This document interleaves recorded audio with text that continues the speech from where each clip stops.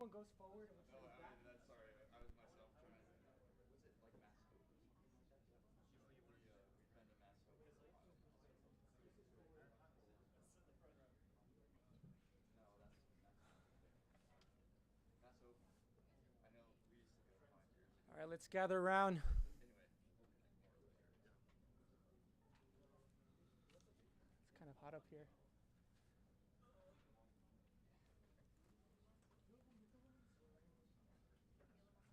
All right, looks like we'll just start now. So good morning, everyone. My name is Jonathan Rocha. I'm the Director of Admissions here at Sattler College.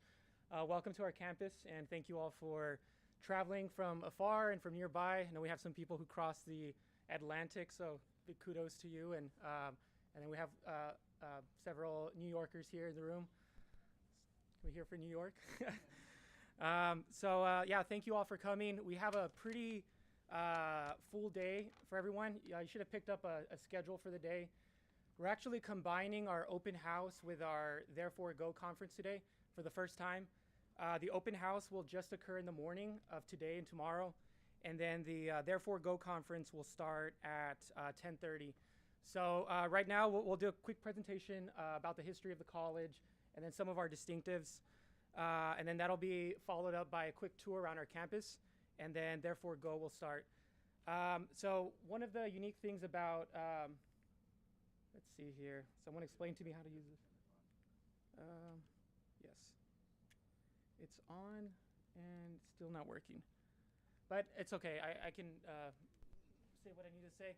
So there we go. We have a couple of distinctives as a college, which we call our 3Cs. So if you've seen our literature, printed materials, or heard some of the founder of the college and some other people from the school speak about what we're all about, you might have heard about our 3Cs, which are our core curriculum, our Christian discipleship, and our cost. So these were intended to address the three major issues in higher education, which are weak academics, a failure to develop character, and then the cost rising around the periphery. So here in Boston, some of the schools' tuition can cost around $90K a year. 4 years, that's looking at $360,000. And that's just unimaginable and very difficult for students to pay. So we wanted to find a better solution, and so we do that by offering a unique tuition program. And so right now, I'll invite some of our staff members to talk about each of these three different distinctives. So to kick us off, I'll invite our college president, Zach Johnson, to discuss our new tuition model. Great. Well, hey, thanks everybody so much for coming from all around, I think, the world now. And I just want to say, Sattler is new. We were approved by the state of Massachusetts in 2016. Our first groups of students showed up in 2018, and our first graduates graduated in 2022. Where's Seth Howe? I think I missed him in the audience, but he was part of our inaugural class, and then we've had 3 graduating classes, and we'll be graduating our 4th here in May. So it's been a really fun journey to get here. And one of the pillars of the college originally founded was to say, hey, we should be able to provide an excellent education at a low cost to make it available to anybody and everybody who's deserving of that opportunity. So we started the college offering tuition at around $9,000 a year, and over time we just decided to say, hey, we can actually raise the money from the Christian community to eliminate the cost of tuition, and that we accept students who are deserving, and we say, hey, if you're willing to say, I want to give my life to serve God and His church and do good things with your life, we'll actually provide the cost, we'll cover the cost for you. So at the college, I like to sort of slap people's wrists when they say it's free, because I always say, no, if you get accepted, we're going to make sure that you get pushed here, that you are involved in a rigorous experience, that you're expected to give it your all while you're here. And it's not necessarily free, because you could choose an easier route, an easier college, and that gives you a little bit more free time, but that's not what we're going for. And we are asking students after they come to the college to help us find the next you, to recruit more students to the college, as well as consider giving financially over the course of your life, kind of like, hey, pay it forward for somebody that comes after you. So I kind of like to say, if you're accepted into the college, when you do the actual numbers on how much is being raised per graduate, it's around a $400,000 opportunity per student that it costs us right now. And so each student that's accepted, if you don't come, you're foregoing around $400,000. I'm not trying to manipulate you there, but maybe a little bit. But it's a phenomenal opportunity. We're located in one of the most iconic cities in the US. I would say one of the most important cities in the world for a lot of different reasons. It is the heart of academia in the United States. And so if you do get accepted, we do charge for room and board. So we also create a phenomenal opportunity. We have rooms right in the Back Bay neighborhood, and we have meal plans and a dorm for around $9,800 a year. And then you get a couple of other fees. But I just want to communicate, when you look at what you're actually getting versus what we charge, we think it's one of the best deals in the city of Boston. And then we're also, when you get in, we're drawing students with similar interests. So the network that's being created here is truly phenomenal. And I also just wanted to say, in the scope of education in general, how many of you have been following the news and are really confident that the federal government, or government itself, should be running education? I'm not confident in that. So we are one of the only colleges in the world who does not do tuition and takes $0 from the government. We're completely funded privately. And so I like to say, if you take somebody's shekels, you take their shackles. So if you take money, there's usually some sort of strings attached to it. We have no outside funding institution, are completely self-funded, which is a phenomenal opportunity for us to be on mission and not having to sort of make decisions against a volatile and political environment. So that's one of our cost structure. That's just our cost structure. And I did want to say that a big question for a new college is, are you accredited? So accreditation is basically a separate entity that looks at what the college is doing and says, hey, what they're doing is rigorous and excellent, and our credits, what you take here, can then be accepted into further schools of education afterwards. So we are accredited by the transnational, or TRACS. It's a Christian accreditor located in the South, and we're also a dual applicant with another biblical accreditor called ABHE. And if you look at sort of where our students are going, we've had med school students get accepted in some of the top programs in the world. We've had students get full ride offers to Villanova Law School in Pennsylvania. We have a PhD student at Ohio State. So all of our credits are being recognized at some of the top schools of choice after your undergrad degree. So with that, I wanted to hand it over to Dr. Schumann, who is our program coordinator for the Biblical and Religious Studies major. And he also is very passionate about the biblical languages.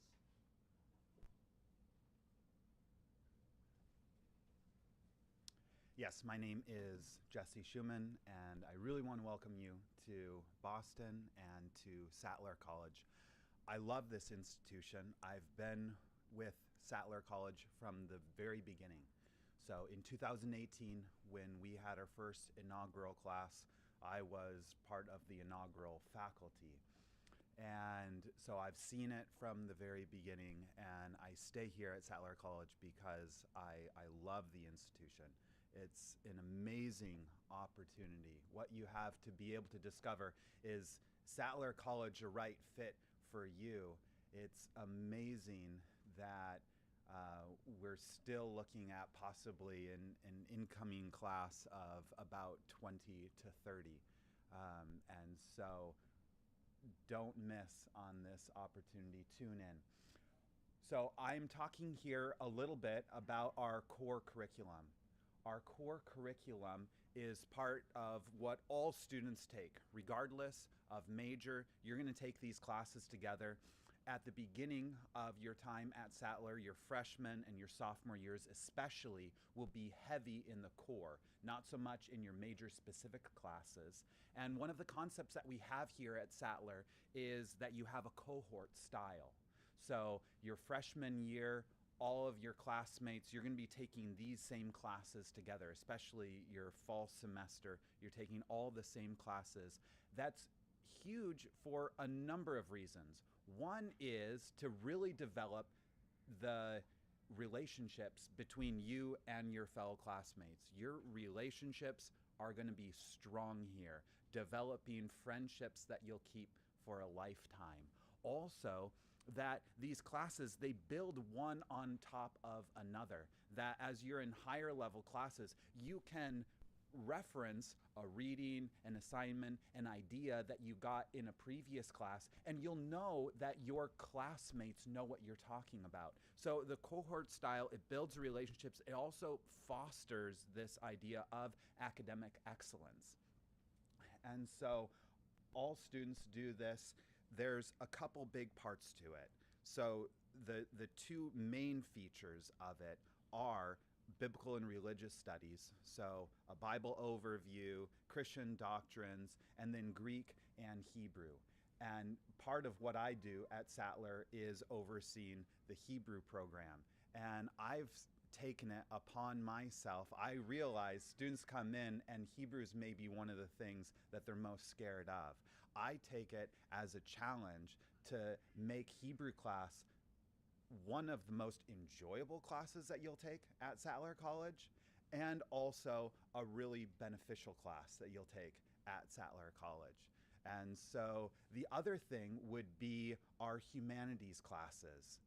And so a study of human history and ideas from ancient times to present.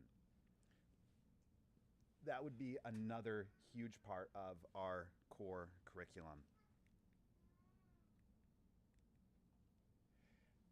And then we get into our 5 majors. So history, biology, biblical and religious studies, computer science, and business.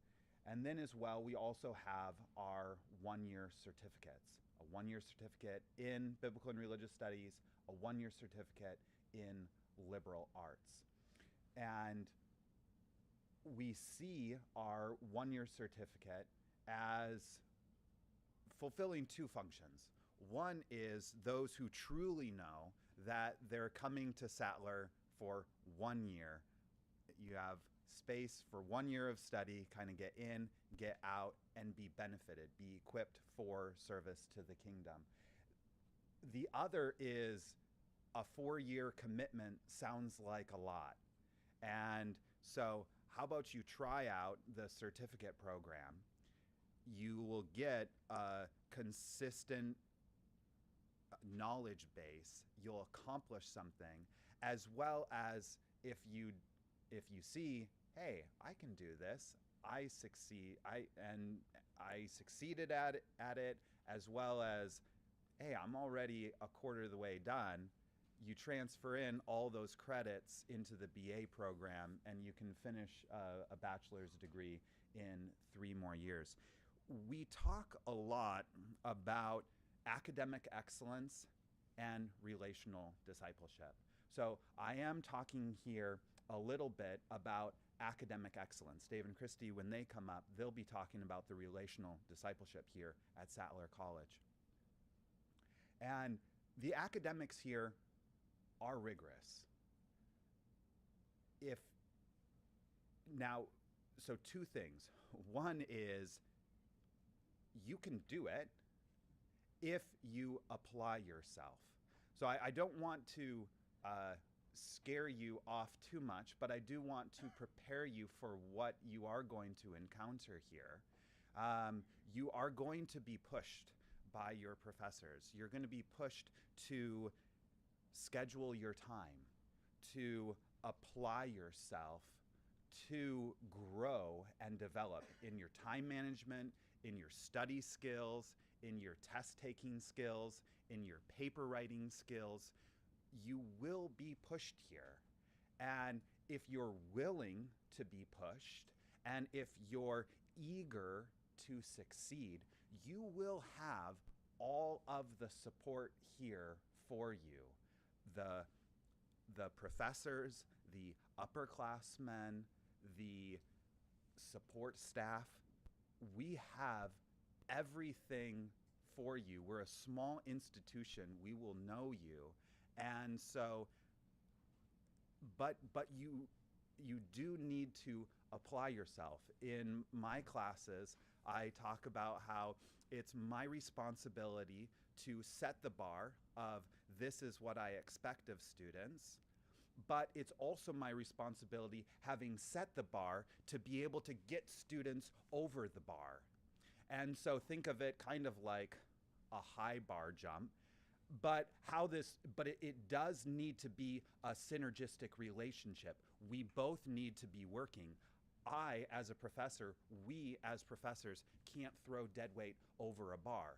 But if you work with us and you jump off of the support and the launch that we're providing for you, you will find an amazing opportunity to be able to attain and to accomplish things that you probably didn't realize were possible. With that, having talked a little bit about the academic excellence, the core curriculum, as far as engaging with human ideas, philosophy, history, arts, as well as a solid basis for interpreting the Bible, a cohort style program for each of the classes, especially in the freshman and sophomore years. Having talked here about academic excellence, I'll hand it over to Christy and David for relational discipleship.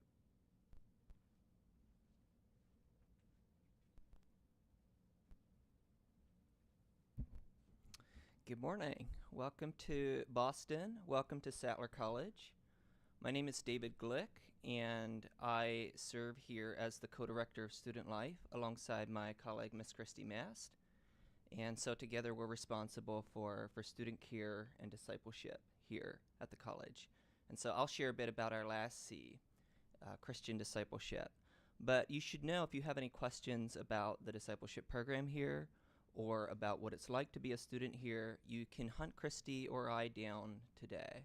We were both students here before we came to work. We both graduated from the college, and so we have a lot of history and ideas. So let me start with a question, and you don't have to answer this question aloud, but I'll give you a few seconds to think about it in your own mind. And the question is, what is your deepest desire?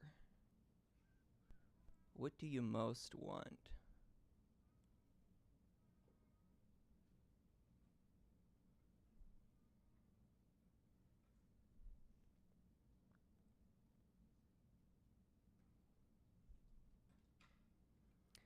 If you're here as a prospective student, I'm guessing that you have some ideas for your time in college. I'm guessing that you have a dream, that you have a goal, that you know what you want to study, and maybe you know what you want to do with that. And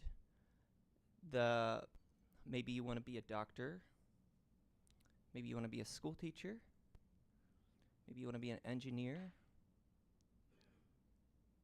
And if so, amazing. The world needs more school teachers, needs more doctors, needs more engineers. But the world needs something more than just doctors and engineers and school teachers. And what is that? And my answer to that is, the world needs doctors and school teachers and engineers who are formed in the image of Christ, who are men and women of humility and generosity and kindness, self-sacrificial love, missional lives. The world needs doctors and school teachers and engineers who are passionate, who are full of those things.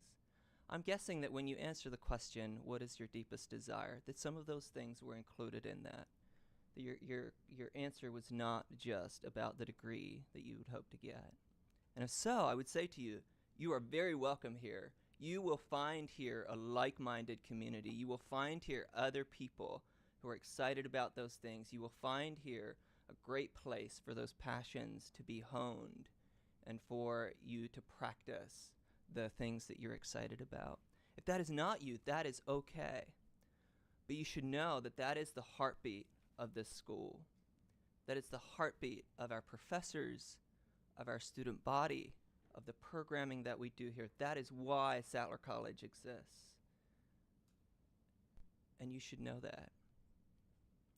And so if that makes you excited, if you want to be transformed into the image of Christ, to have your mind and your heart transformed, if you want to be in a community of like-minded people who are passionate about the kingdom of God, about evangelism, about justice and mercy, I want to say to you, come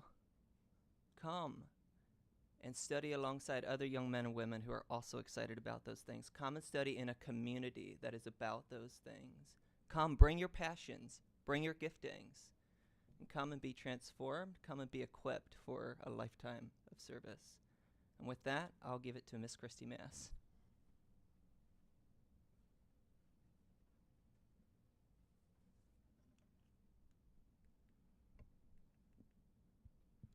So David did a really good job of sharing with you the why behind really everything that we do at Sattler, but especially what we do in Christian discipleship and in the discipleship program. And really what he is describing there is this culture of discipleship that we have at the college. And when people ask me about discipleship at Sattler, what does that actually look like? What does it mean? I can tell you about the programs. I can tell you about the structures that we give to it and the spaces that we give for spiritual formation. But really, at the end of the day, it's about creating a culture together of discipleship where we're all running after Jesus and seeking to become more like him. However, we do take discipleship very seriously at the college, and all students who are enrolled also are enrolled in our discipleship program. And this looks like a lot of different things. Some things you actually get some credit for. Other things are more on your honor and just part of the culture, as I said. So I'm going to just talk through a few of these things and what it actually looks like, what the containers are for discipleship and the space we give for it. Because at the end of the day, it's actually the Holy Spirit, right, who grows and develops you as a disciple. So we have daily, weekly, and then also semesterly rhythms of discipleship. So our daily rhythm is tea time, and this is something that we have every single school day right here. It's a 30-minute period. There's no classes, but we all come together and drink tea and coffee. We sing a song or two and often hear a pearl of wisdom from somebody in the community. And this is a very intentional space to refocus on what's truly important, to refocus on relationship with God and also relationship with each other. Because it is so much in Christian community that we actually receive that formation and growth towards Jesus. The weekly rhythm is what we call journey groups, and these are groups of peers that meet together weekly for accountability and to just share your life together. So this is where you're going to receive accountability and practice of the spiritual disciplines or the spiritual practices, doing the things that Jesus did together to become more like him. And this is a highlight. Often when people think about discipleship at Sattler, they think about their journey group experience, and it's a really sweet time together. We also have various workshops, usually at either the beginning or the end of the semester. It's outside of the academic year, so it's a space where you're just focusing on spiritual and emotional formation away from the pressure of academics. And if you have questions about those, I'd love to talk more about what we do there. And then a monthly rhythm that we have is that of mentors. And this is, I think, one of the lifelong habits that we really hope students take away from their time at Sattler is to seek out older people that are wiser and more experienced and to pursue relationship with them in order to learn and grow and get input from them. And so this is a person at least 10 years older than the student that the student chooses. Often it's somebody from their own home community or somebody maybe ahead of them in ministry that they want to become like, and they meet with them monthly, often over Zoom, but ideally in person, to talk about what's going on, the challenges that they're facing, to receive input and process together. And then finally, this is so much, Christian discipleship is so much part of the DNA of Sattler that at commencement, you actually receive a commission of Christian discipleship alongside your diploma. So we really do see discipleship as the main task of the college alongside academics. And we acknowledge this by giving you this recognition of the work that you've done over the 4 years that you've been with us. So that's relational discipleship and the third C of Christian discipleship. I'm going to turn it over to Jonathan to close us out and carry us on to the next thing. All right, so hopefully I get this clicker right this time. All right, here we go. So I just want to share a couple of practical things. So like most colleges, we also require basic personal information, where you're from, who you are, and then also a writing sample. It could be one that answers one of our prompts, or just it can be a essay you've written in the past, and then a pastoral reference. So as Christy was mentioning, we have a Christian discipleship program that's part of the whole Sattler experience. So we want students who want to engage in that kind of discipleship work, and so receiving a pastoral reference letter really helps us know if students are ready for that kind of work. And then a high school diploma, transcripts. We also do an admissions interview. It's about 30 minutes long. There's a couple admitted students here in the room, so you've gone through that process. And then standardized test scores. We do waive the SAT, ACT, or CLT if a student has at least 1 year of college. And let's see here. Oh, and so want to mention a couple of things that we have.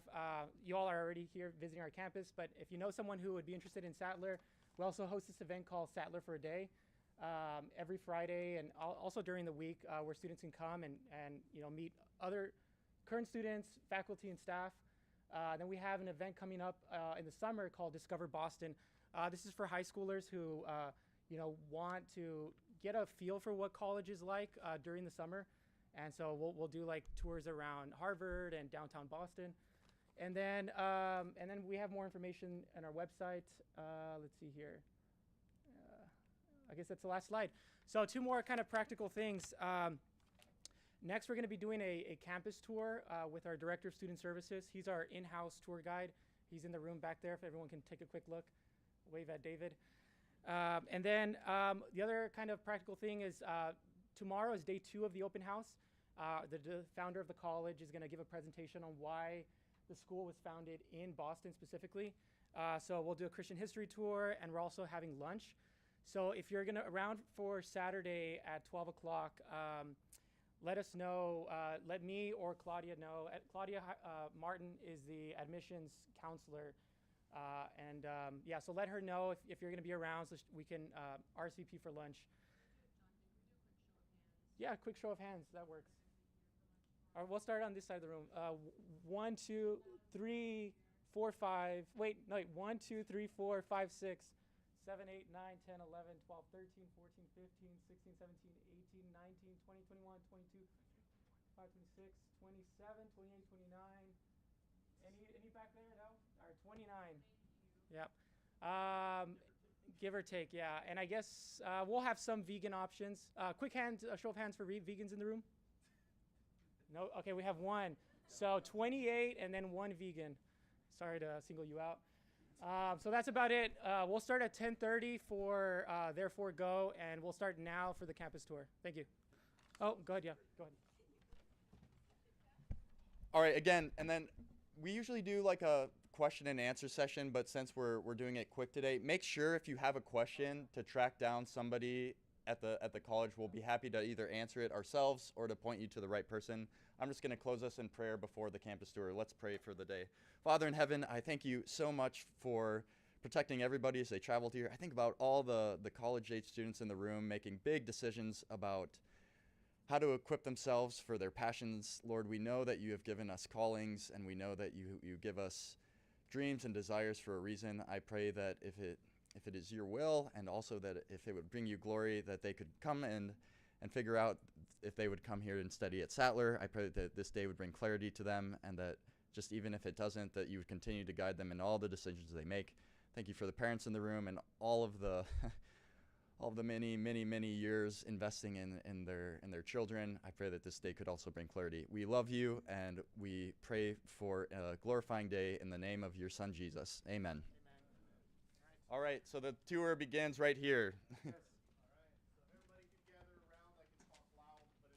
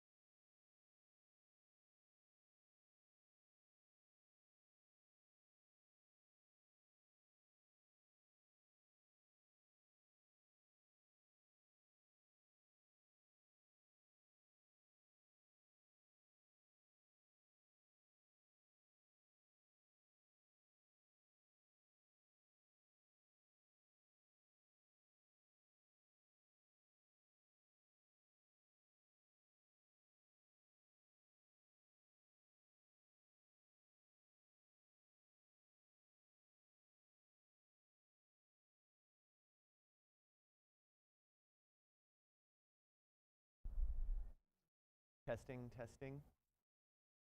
Are we? Is that what we want? Okay. Okay, I'll do some walking around. This is the sort of thing that I am likely to do while I'm speaking.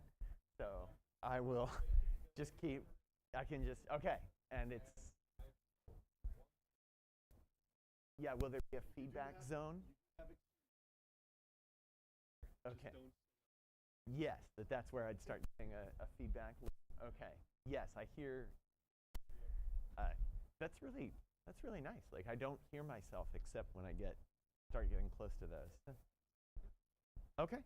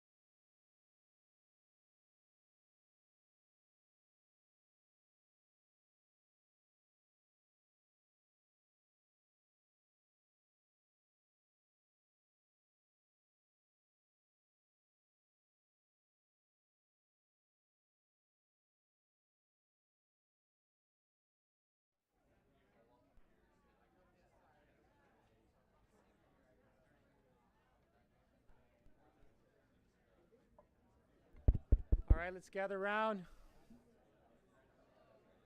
10:20. You're gonna have to corral people too, Marcus.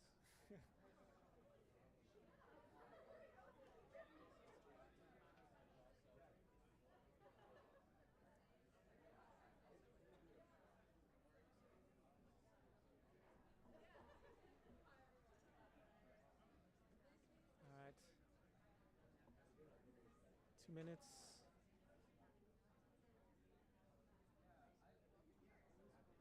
Marcus.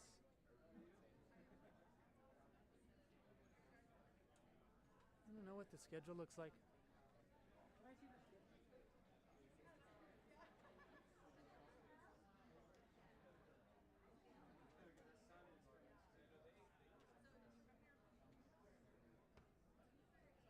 All right, let's gather around. Marcus, can you just kind of corral people? Yeah.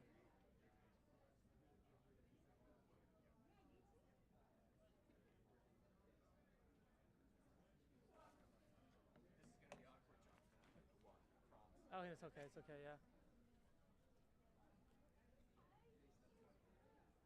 Still have a minute left.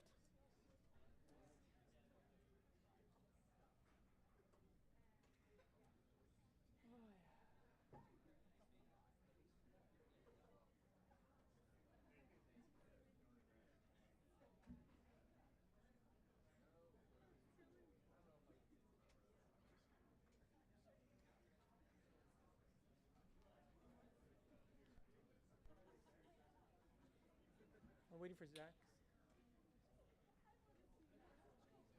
All right, good morning, everyone. We're going to start the conference here. I'm going to welcome our college president, Zach Johnson, to start us off.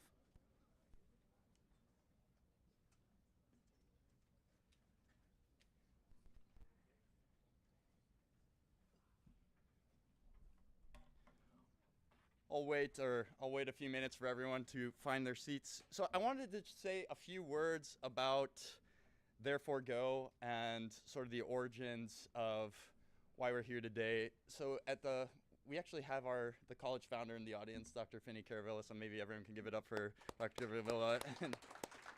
and when you think about why to start a college in the Boston area, a lot of it surrounds around the idea that in a city in the United States now, you can find, I venture to say you could find every country represented here in the Boston area to some capacity. I don't think that's a beyond the stretch of imagination. So when you think about Boston and coming to school here, a lot of what we're doing here is motivated by the Great Commission in Matthew chapter 5, where at the very end of Jesus' life here on earth, he says, "Go therefore," and what does he say? "Make disciples of all nations." And then what's the second part? And yeah, so there at the end of yeah, some people know it. This is when you think about when you think about being a Christian, a follower of Christ, it feels like an impossible task to live that life without having the Great Commission in the front of your mind. And so one student was kind of poking fun of me today. He said, you named the conference Therefore Go, but it should be Therefore Go Make Disciples. You're missing the make disciples, the imperative there. So that is one of the motivations here, is to pause in the academic year. We don't have classes running throughout the day, and to connect with people who have been actively involved in the Great Commission in various capacities. And when we think about the college, I pray in my heart of hearts that the college can be tied to the Great Commission forever in its entire existence, and that would be at the heartbeat of why we exist, and it's at the heartbeat of why we're drawing students in, and it's at the heartbeat of why come and invest all the energy into a lot of the classes that you're taking here. I was having another conversation, and I think in one speech I said, hey, at one point you'll take Greek, another point you'll take Hebrew, then it's humanities, and then it's statistics, and then it's this, and then it's that, and it's actually hard to wrap that all together. But I just want to remind all of you that tomorrow you could be bumping into someone in the street and say, hey, I know some Greek, and they'll say, oh, I'm studying Greek. Boom, connecting point. Next thing you know, you're on the train. Next thing you know, you're on the train and you meet a statistics teacher at Harvard. Oh, I took Intro to Stats at Sattler. Boom, connecting point. Open door into that relationship. Next thing you know, you meet somebody from Israel on the train. What do you say? Oh, I studied Hebrew. Connecting point. But all that to say is the reason to have a robust core curriculum that everybody takes is you can't predict when you'll use this information or how or where in life, but it's very valuable to have it and to have a diverse toolkit where our students are ready for anything. And I think the Great Commission requires that. Ready for anything students who can go anywhere in any part of the world and be well equipped to succeed for God's glory. So with that, I wanted to introduce our first speaker of the day, Dr. William McCoy. And I'll read a short bio here. Bill McCoy joined the Sattler College community this semester as an adjunct professor of history while undergoing a period of discernment about where God would be leading him in the next in life. Sorry. Whoa. Oh, man. Oh. I don't know if I should read this anymore. He and his wife, Erin, moved to the Boston area in 2002 so that Bill could begin graduate studies in African history at Boston University. And Dr. McCoy is teaching a class at Sattler revolving around African history. In 2009, he joined the history faculty at Eastern Nazarene College in Quincy, Massachusetts, where he taught courses in African, European, and world history before becoming the chief academic officer in 2020. Just this month, he accepted an offer to become the Dean of College of Arts, Humanities, Sciences, and Theology at Azusa Pacific University in California, a role that he will be assuming in July. So with that being said, I did want to just say, hey, when we were thinking about speakers for Therefore Go, I met with the student government here, and they said, hey, could you get somebody that understands what college students go through and how to pair that with the pressure to do mission simultaneously? And so I think that Dr. McCoy is going to be a phenomenal speaker that understands college students and is well versed in that experience. So give a warm round of applause to Dr. McCoy.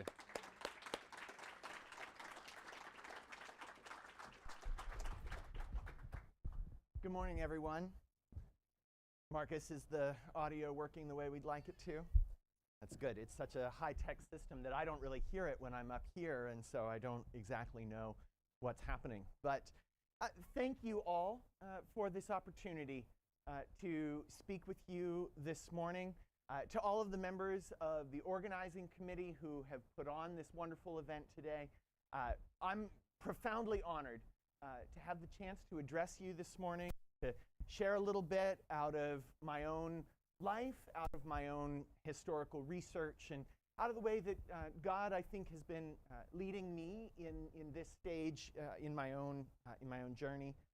I really also wanted to extend a word of thanks to Dr. Hans Lehmann, who's unable to be here this morning, and to President Zach Johnson for their invitation to be part of the Sattler community this semester. I cannot tell you, I cannot overstate how important this has been for me at this stage in my own life and discernment journey, how life-giving it has been to be part of this community in the classroom, to share at tea time, to engage in the conversations that have been part of my experience here. I'm just profoundly, profoundly grateful. And I did, in that note, want to take a minute to shout out the 9 students who are taking my Africa and World History class.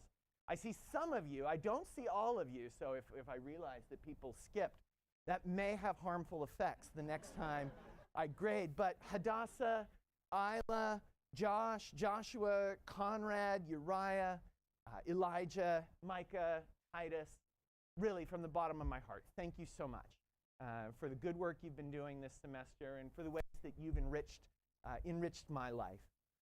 This place, truly, and Finney for your vision in founding it,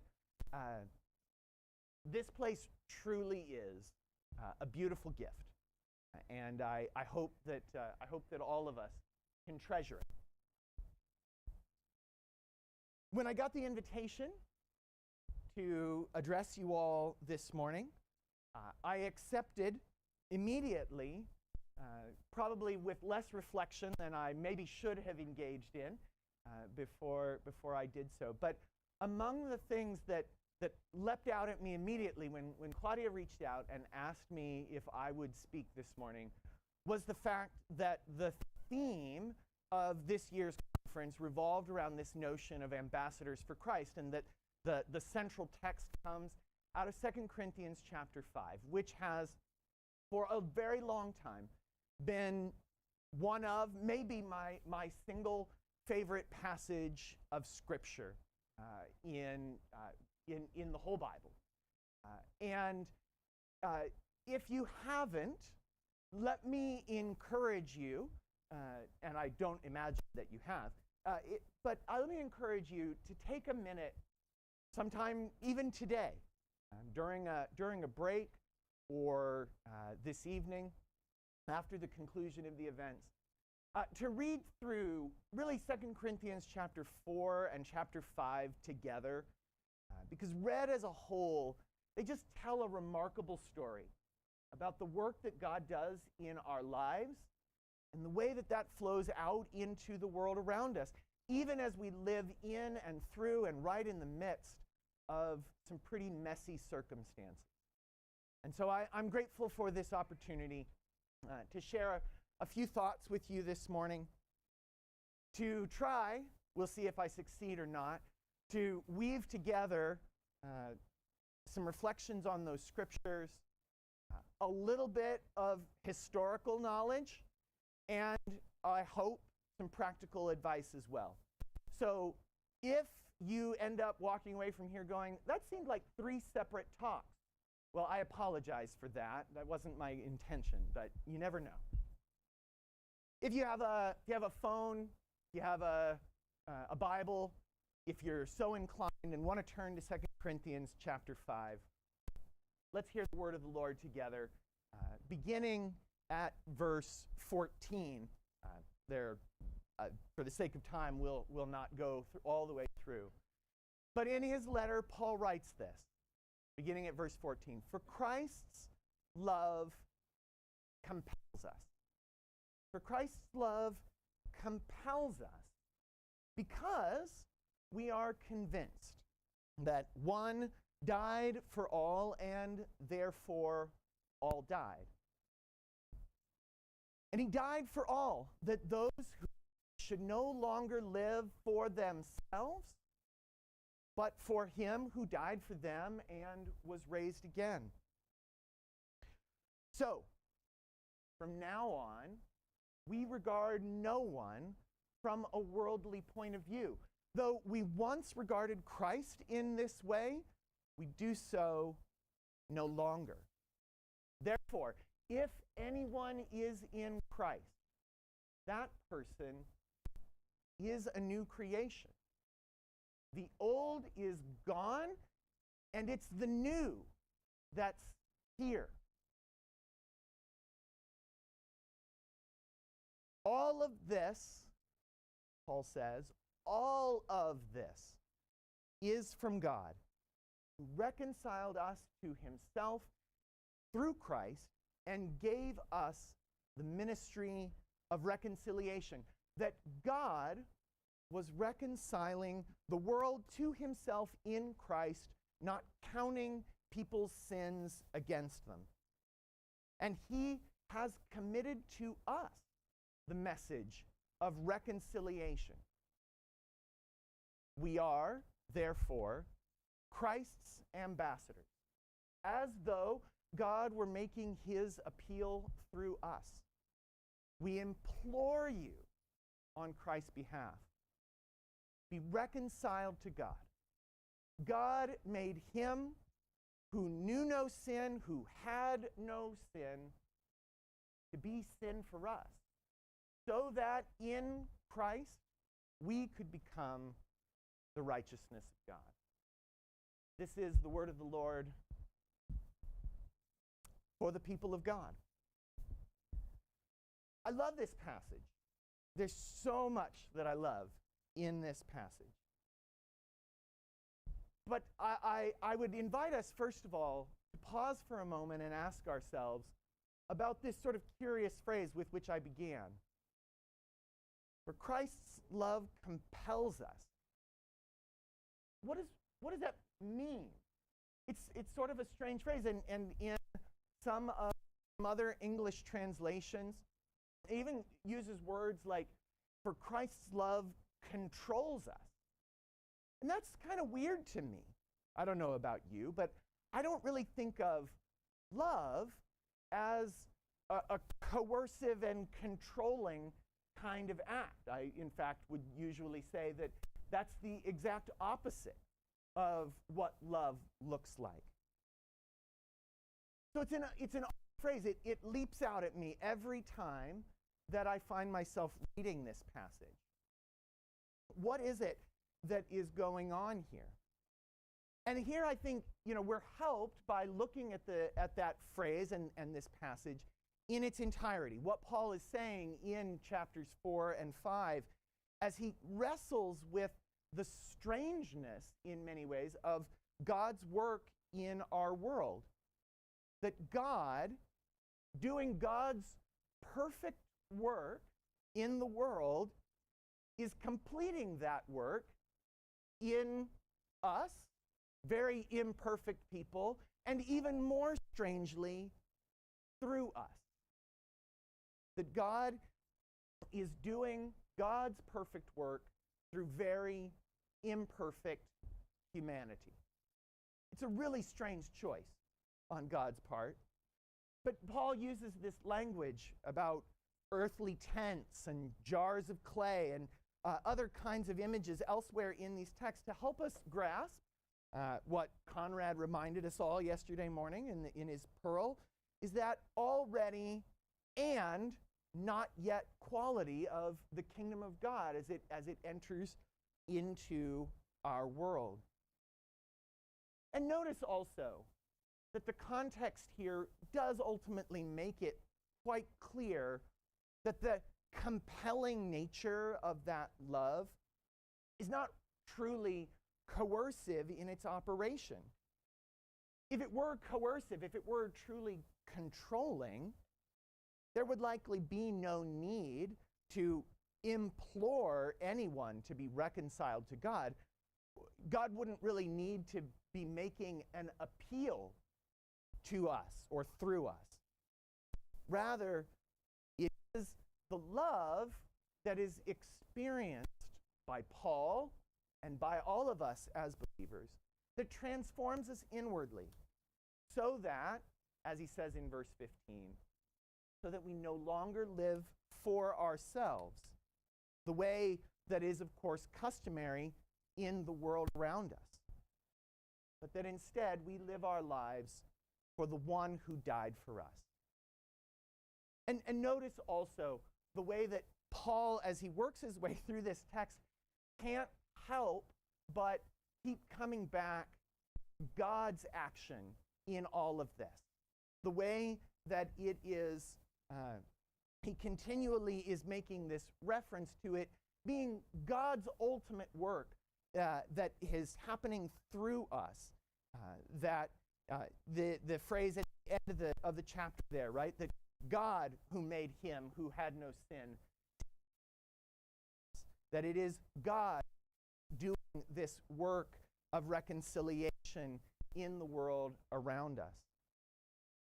But our function in that, our opportunity, what we become as we are transformed by that love, are the ambassadors, the people who are able to communicate on behalf of God a message of ultimately good news for the entire world. Okay? This is what ambassadors do. Ambassadors embody an identity. They are not the identity itself. They don't have power on their own. They don't have the ability to compel action on their own, but rather they represent someone else's power, some other work that is happening in this world. ambassadors come to be ambassadors by responding to an invitation. There's someone who says to them, I need you to represent me in this other place, in this role, at this moment in time. You're the person who has been made, who has the gifts, the skills, the abilities to step into this gap, to present me in some other capacity. Often in Christian communities, talk about that invitation, that work that God wants to do, is giving us the opportunity to engage in. We talk about that as a notion of calling, or in some cases, the idea of vocation. The most commonly referenced sort of definition of this notion of calling or vocation comes from Frederick Buechner, right? And I'm sure many of you have heard this before, right? But is the idea that our calling, our vocation, rests at that place where our deep gladness, our abilities, our gifts meet, help address, intersect with the world's great need. And this, I think, is at the heart of what this notion of ambassadorship in 2 Corinthians chapter 5 is an invitation for us to consider. How do my abilities, how do the things that bring me joy intersect with the world's great need? What is it that I might be able to contribute? To help us think about this, okay, prepare yourselves for our first veer.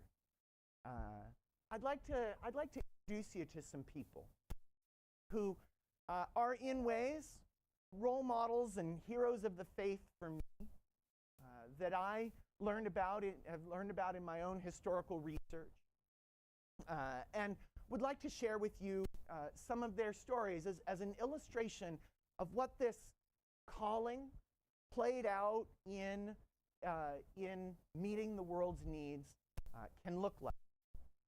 And before I do, I need to offer just a little, well, I don't know, a little unclear to me whether I need to offer this context, but I'm going to offer context because, Micah, I'm a historian and this is what I do, right? Context is our thing. So what I want to talk to you about today, and where my research lies, is in the history of medical missions, and specifically the work with leprosy in a little tiny country in southern Africa that I'm going to refer to historically as Swaziland, but that if you were to look on a map today would be the country of Eswatini. The same name, it's just Eswatini is how you say the place where Swazis live in Siswati. But I'm going to be talking about it historically, so I'm going to be using Swaziland today. And the work there that we're going to focus on is carried out in mostly the period from about the 1930s until the 1980s, and with the people who are suffering from a disease called leprosy in that country. Does anybody here know anything about leprosy? Okay, great. Conrad, what do you know about leprosy?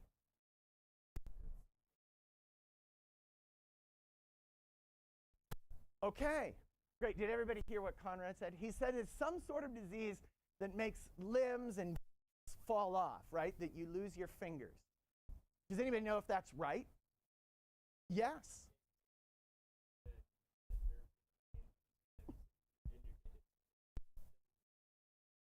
Your parents must be highly educated. Yes, right. So the modern disease that we call leprosy today is a bacterial infection, and what it does is attacks nerves.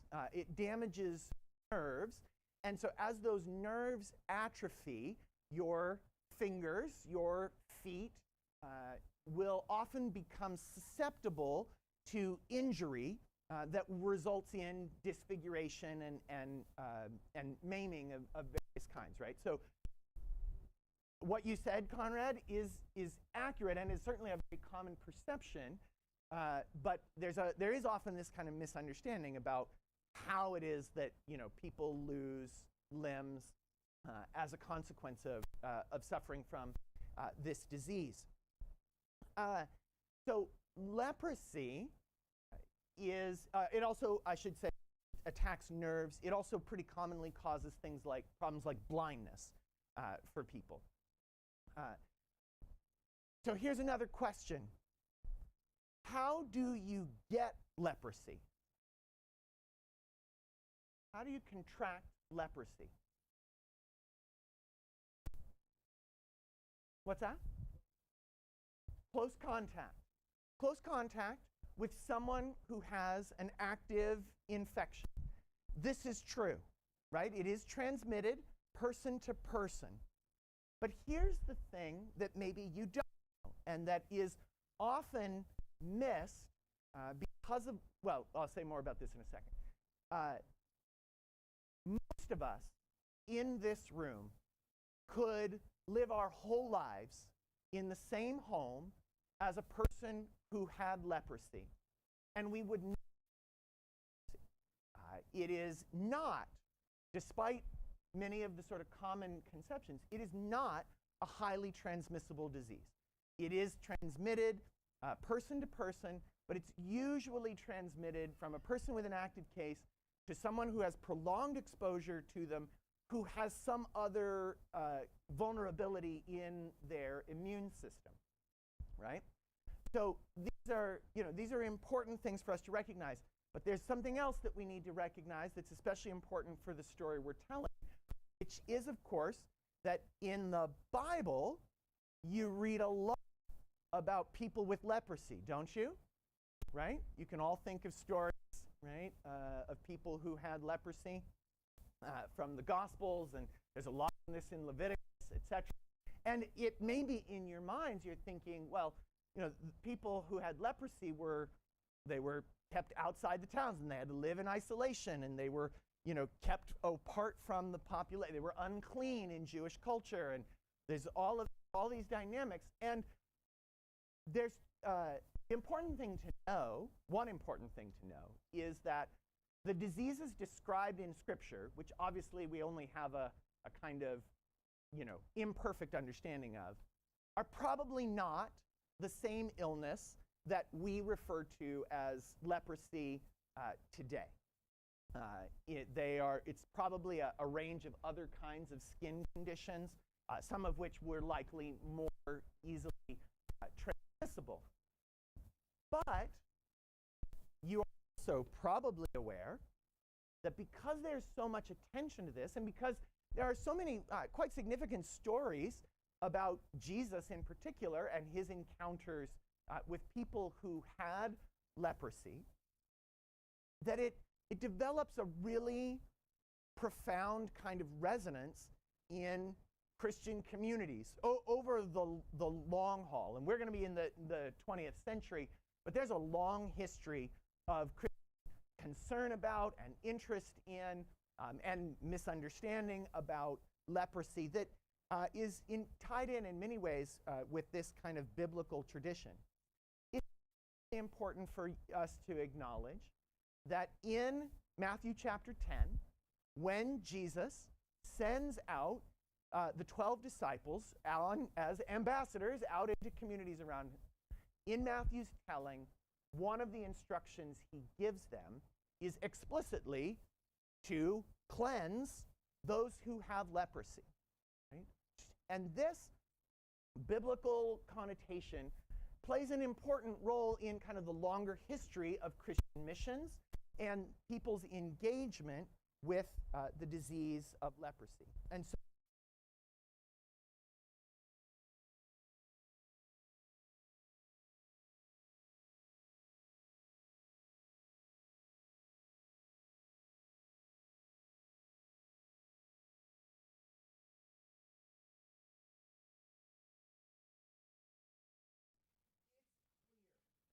this work has powerful resonance for these people individually, and also, we probably need to acknowledge, it makes for really powerful storytelling when you're home on furlough and you need a good story to tell so that people will, and I don't want to be overly cynical about this, but you need people to give money to support your cause. And it turns out people are willing to give to this work quite profoundly, quite sacrificially.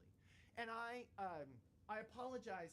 I would have pictures here which would help sort of illustrate just how powerful the imagery of this condition can be, and would go along with this. Unfortunately, as you just heard, I'm sort of at an in-between stage in my life, and all my photos are buried in some set of files that I could not find. And so you're going to just have to trust me that visually it tells a powerful story. So the larger work that I have done as a historian focuses on the country of Swaziland and focuses on this kind of interesting intersection of a set of public health concerns on the part of a British colonial government, which is looking to be modern and up to date, with the concerns, the spiritual concerns of missionaries in the Church of the Nazarene who began their medical work in earnest in Swaziland in 1925, but also with indigenous Swazi ideas, which of all three groups, actually, it's probably the Swazis who had the most kind of realistic ideas about just how contagious and or dangerous leprosy actually was in their environment, which is a theme that I don't really have time to explore this morning, but if you want to talk more about that, say next Tuesday morning at 8:30, I'm available. So what I'd like to do is tell you a couple of stories, explore a couple of biographies with you of people whose lives and whose callings led them into this leprosy work. And the first of them is an American missionary by the name of Elizabeth Cole. Elizabeth Cole was born on January the 5th, 1911, in Illinois, but moved at a very young age to Montana, where she lived most of her early formative years on a ranch as the 8th of 11 children in a Methodist family. Cole grew up, by her own account, as a cowgirl who loved horses and extended periods of isolation out on the range as she was herding cattle for her family. Two loves that it turns out will serve her well in the sort of long run of following God's calling in her life. Cole converted to Christianity at 13 years of age, though by her own account, her passion, her commitment to that Christian faith cooled almost immediately. Conversion, and then in her high school years, a sort of loss of interest. But after graduation from high school in 1929, Cole felt led by God and her mother's admonitions, I don't know which one was more important, to enroll in a nursing program, a nurse's training program, at Deaconess Hospital in Billings, Montana. And it was there that she met a Christian doctor, a man by the name of A.J. Movius, and his wife, Marion Murray Movius. And under their influence, and this is where I'll lay all my cards on the table, Elizabeth Cole joined the Church of the Nazarene in 1931. And in this context, Cole began to contemplate for the first time the idea of work among people who had been affected by leprosy.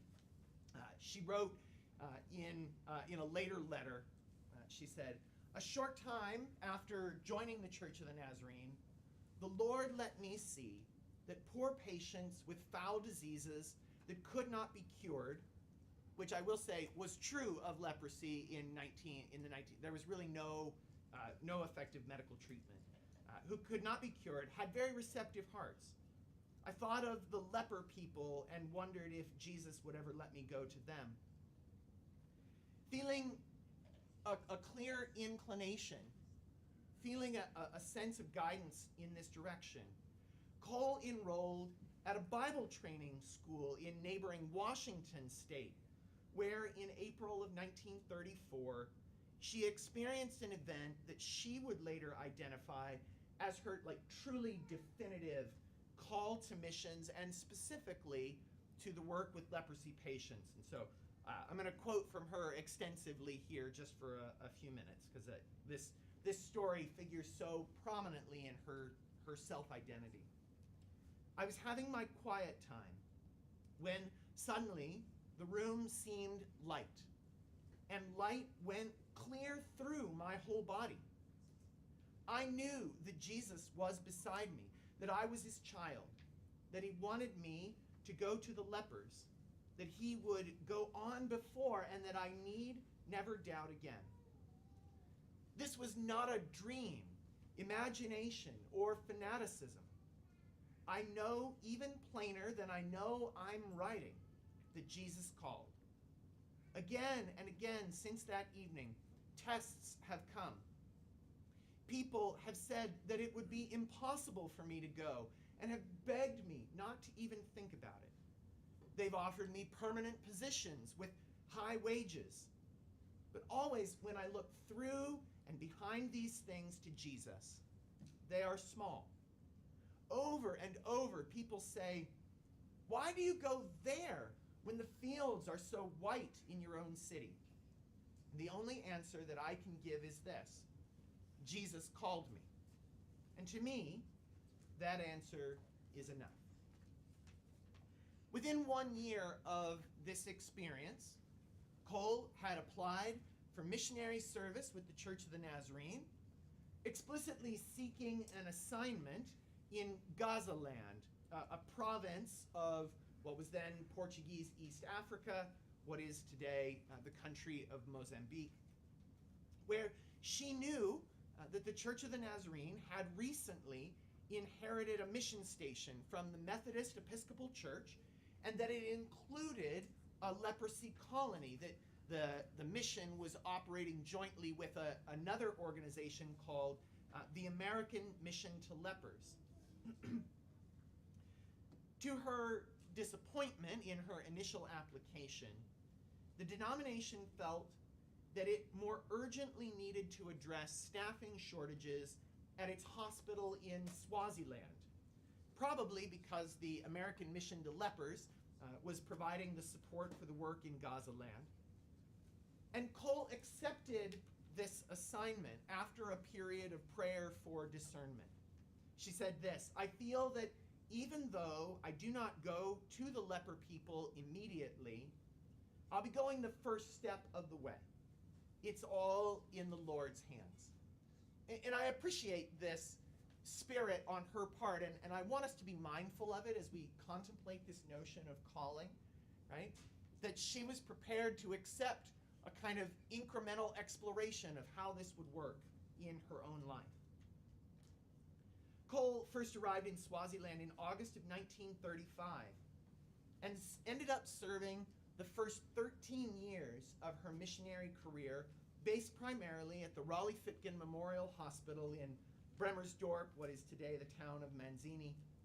She never did get an assignment to the work in Gazaland, which was actually taken over by the Portuguese government just a few years after Cole had arrived in southern Africa.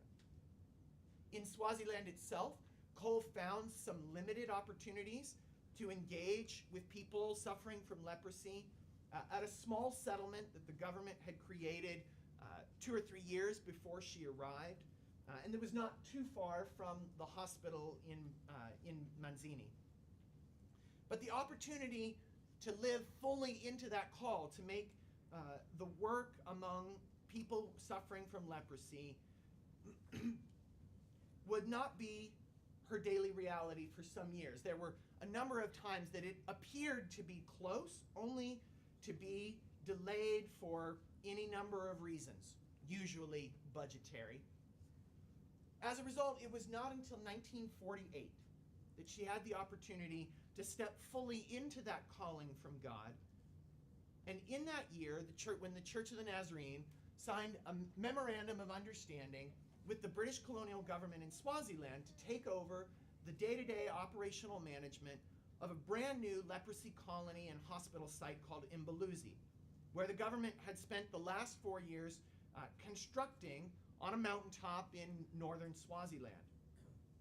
Now, when it was originally conceived in 1944, the Imbaluzi Leprosy Hospital was supposed to be, in the language of the people who were doing this work, was supposed to be one of the finest such institutions anywhere in Africa. They wanted to be, the exemplar, the model for everyone else to enjoy. And they found a beautiful location, but after that, everything else sort of went wrong.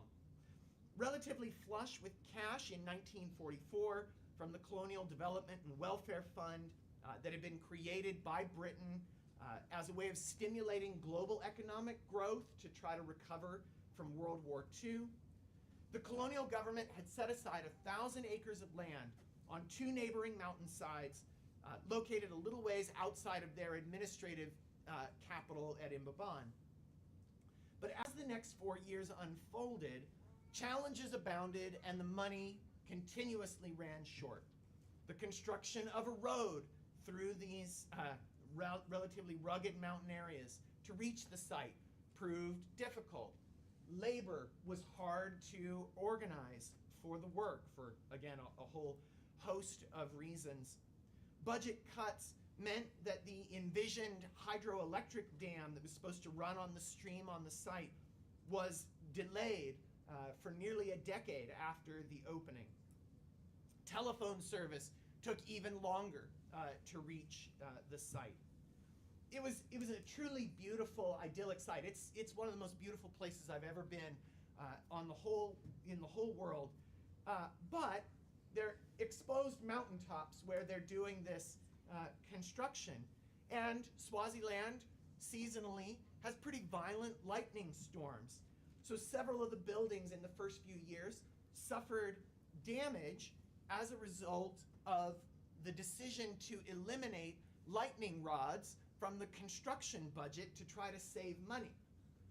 And you've got to be really cutting every corner. If you're kind of like, a lightning rod is basically just a metal pole, right, and a wire that goes down to the ground.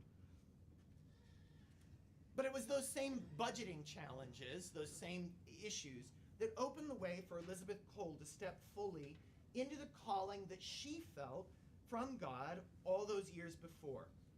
The government's intention had fully been to staff and operate this hospital itself as a proof of its modernization efforts. But confronted with these financial challenges, they became a lot more open to the idea of bringing in additional partners. And that meant, in the context of Swaziland, the missionaries of the Church of the Nazarene. At first, the first proposal was that the church would lend or second Elizabeth Cole to the Imbaluzi Leprosy Hospital, that she would go and work in that environment. But in the end, they turned over the whole operation to them and agreed to pay the building maintenance costs and an annual sum of £1,574, which they never changed in the decades of the operation of this institution, for operational expenses if the church would pay for staffing costs and maintain the daily operations at a level that, as they called it, was deemed satisfactory by the Director of Medical Services. The church readily agreed to this arrangement. And as a result, when the first patients arrived on the site in September of 1948 and the official dedication of this leprosy hospital was held, it was a moment just absolutely suffused with the trappings of Christian worship and Christian commitment. And for the next 24 years of her life, Elizabeth Cole became the day-to-day face of that operation. It was hardly glamorous work. I just told you there was no electricity, there was no phone, there were mudslides and all kinds of challenges to overcome. But the legacy she left behind is a pretty astonishing one. Hundreds of patients cared for in those years, many of them finding new life in Christ, as well as the ability to address their physical ailments. Cole becomes a well-respected, a well-loved representative of the Church of the Nazarene in Swaziland and really around the world. So much so that in 1960, she's granted membership in the so-called Order of the British Empire. It's the honor that is given by the British government for charitable work and public service. Cole retired in 1973 with a remarkably brief and succinct retirement letter that just simply said, "I'm really grateful for the chance to have been of service in this place." But even then, she remained an active and prominent figure in the Church of the Nazarene and inspiring others. One of the people I talked to, interviewed in my dissertation work, was a missionary nurse by the name of Claudia Stevenson, who had been called to missionary work, but who told me that she attributed her own call to leprosy work. Another kind of dramatic moment, I don't have time for it, but Jesus came and sat beside her in a bus on her way to Kansas City and told her that it was time to take up the leprosy work. But she told me just straight up that she attributed that calling, that intervention in her own life, to Elizabeth Cole, who was praying for somebody else to feel God's calling to take up this leprosy work in Swaziland. And it isn't just missionaries who experience this kind of call. Let me briefly introduce you to another man who played a significant role in this work. His name is Samuel Dlamini, who became the first chaplain at the Imbaluzi Leprosy Hospital in 1948. Dlamini was a member of a prominent family in Swaziland's royal clan, and he'd been one of the very earliest converts to Christianity in the Church of the Nazarene. He'd gone on to become, in 1939, one of 4 men who were in Swaziland's first ordination class of men from Swaziland who were being ordained. And then just 2 years later, he volunteered in response to a calling from God to serve as the chaplain for a unit of Swazi soldiers who were going to be deployed to first North Africa and then eventually to Italy during World War II. In that role, he earned promotion to the rank of Sergeant Major and then 5 medals for his service. Dlamini's service to his nation and to the church really did earn him a considerable status as a recognizable leader with a strong reputation for that commitment to personal holiness. But it was not long after he had returned home from the war that Dlamini experienced another call from God that shifted the trajectory of his life once more. This time, it came in the form of a message from his own son, his 12-year-old son, Alan. One evening, Dlamini and his family were reading a publication called Mpampamisi, which was the periodical of the Church of the Nazarene in Swaziland. And there was a report there about the great need for a chaplain to come to the Imbaluzi Leprosy Hospital and provide spiritual nurture for the patients. That night, during family prayers, Alan, his son, prayed that God would call someone to Imbaluzi. And it was in that moment that Samuel recognized that God was calling him to answer this. Excuse me. About his decision, some other missionaries would later write, many could not understand his willingness to go to such a place. Some were astounded that he would give up the honored position of district leader to take a humble and undesirable assignment with leprosy patients. But to Samuel, there was no thought of stepping down. Any assignment that God gave was an honor he was proud to accept. I would especially call your attention to the depiction of his decision as one that was characterized by humility and the undesirableness of the experience. The decision that he made was one that really reflected the kind of spiritual reputations and the spiritual lives, I think, of the people who were responding to God's leading and entering into this work. Later on, it was written of Samuel and of the legacy of his work that we can attribute much of the spiritual well-being of the patients there to the work of our Swazi Nazarene pastor, the Reverend Samuel Dlamini, who's called of God to take up this work among the lepers. Describing the great spiritual burden that Dlamini had for those patients, Byrne referenced not just his effectiveness as a teacher or a preacher, but also the ways in which his work aided the patients with a variety of their difficulties, met their needs when they had domestic problems that resulted, for example, from their segregation from their families.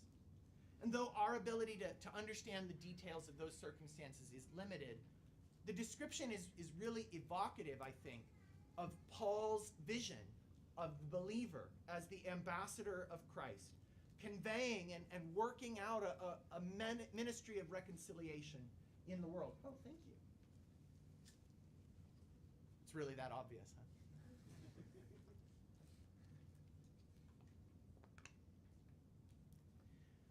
I think it's important to also acknowledge that although Cole and Dlamini are rightly remembered for the strength of their faith and for their remarkable lives of Christian devotion, they were themselves what we might think of as jars of clay. They were earthen vessels. They were imperfect people who wrestled with their own faith to understand where God was leading and what God was doing, and with the challenges of life in this world. Just to name a couple of examples, in the very early years of her ministry at Imbaluzi, right at the moment that you might have thought that Cole would be at the height of spiritual uplift, she confessed in a more unguarded moment that I cannot feel clear about telling to the outside world anything regarding the leper work, myself included, unless we see that they are turning to God. I mean, really turning to God. I am to the place where I feel that everything else has been in vain and is in vain unless that comes to pass. Trying to wrestle with, trying to understand what is God doing in this place that he's called me to. In the case of Samuel Dlamini, though none of the public narratives ever make reference to it, the private correspondence of the missionaries and others who were working in Swaziland at the time makes it clear, though the details are beyond us, that he had numerous challenges as a parent, which required him to be absent from the work at Imbaluzi for prolonged periods, and that in some way left him vulnerable to allegations of hypocrisy from patients who might not have appreciated or thought that his interventions in their lives were in their best interests. Earthen vessels, imperfect people, living lives of faithfulness while dealing with the messiness of the world around us. Now, Elizabeth Cole and Samuel Dlamini, and even Claudia Stevenson, right? They were responding to what we can only describe as pretty obvious, pretty specific calls on their lives. And I would guess that if we went around the room and surveyed those of you who are here today, there would be some of us who could name that moment in our own experience. But if you're like me, you've never experienced that. Right? You've never had that moment where God sat next to you on the bus or lit up the whole room and, told you what to do.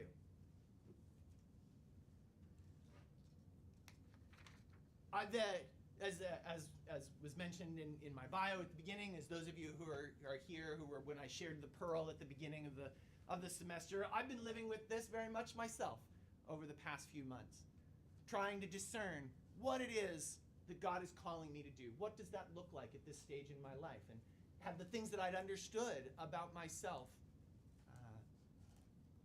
do they need to shift? Is it time for something new in my own life?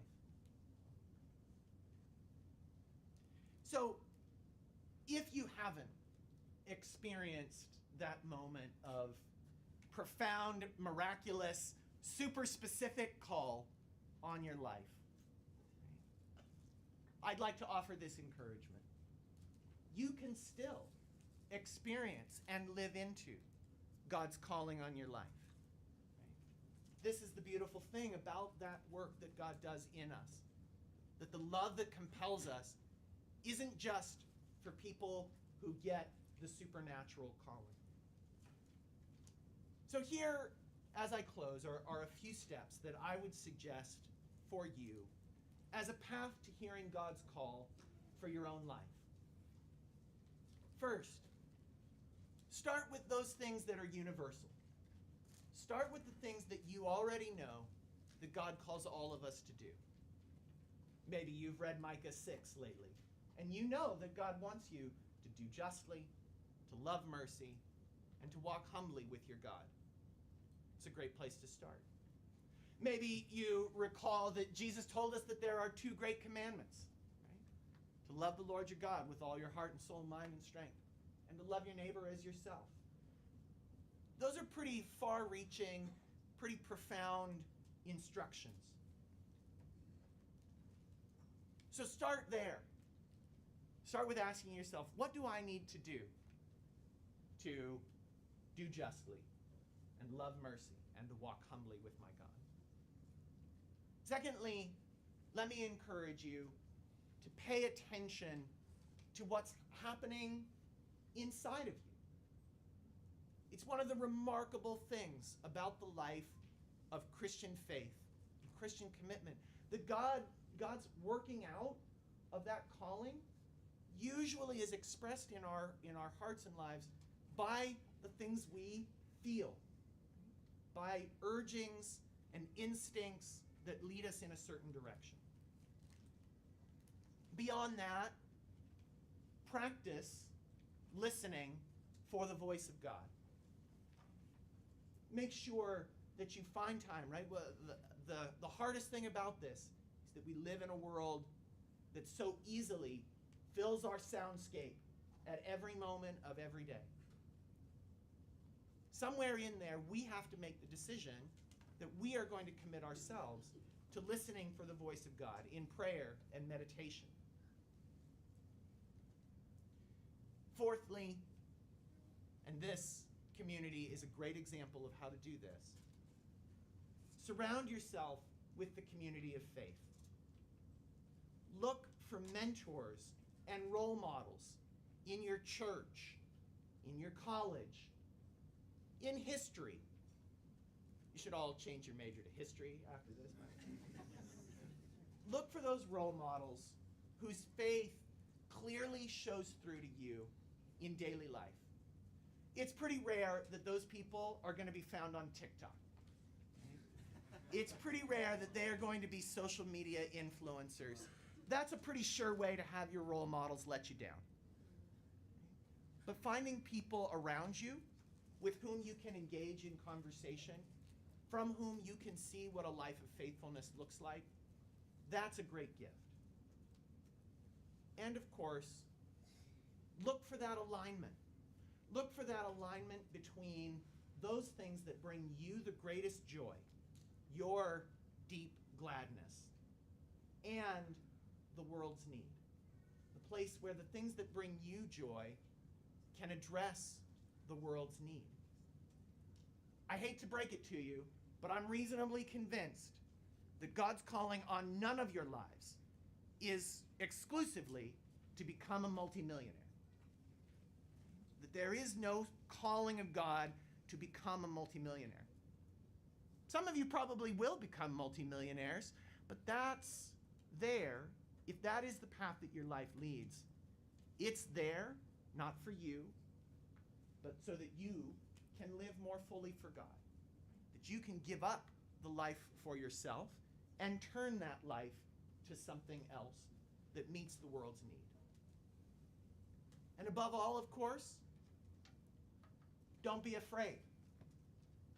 For God has not given us a spirit of fear.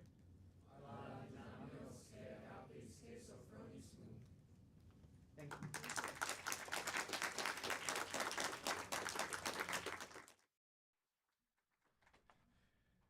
Thank you, Dr. McCoy.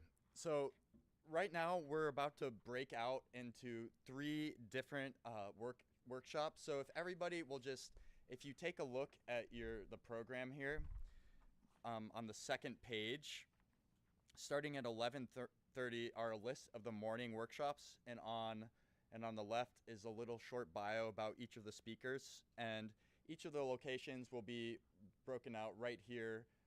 And Stan, do you want to come up and say, were you going to add more color to this? I was just going to say what do we do after the workshops? So after the workshop, there'll be a little bit of a break, and then come back here at 12:30, and we'll have a song and dismiss for lunch at that point. That's after your workshop. All right, so everybody is welcome to the workshop. If you don't know where to go, ask somebody that looks like they might know where they're going for one of the locations to your room. We'll see everybody at 11:30 in one of the workshops, and then back here for lunch. Thank you.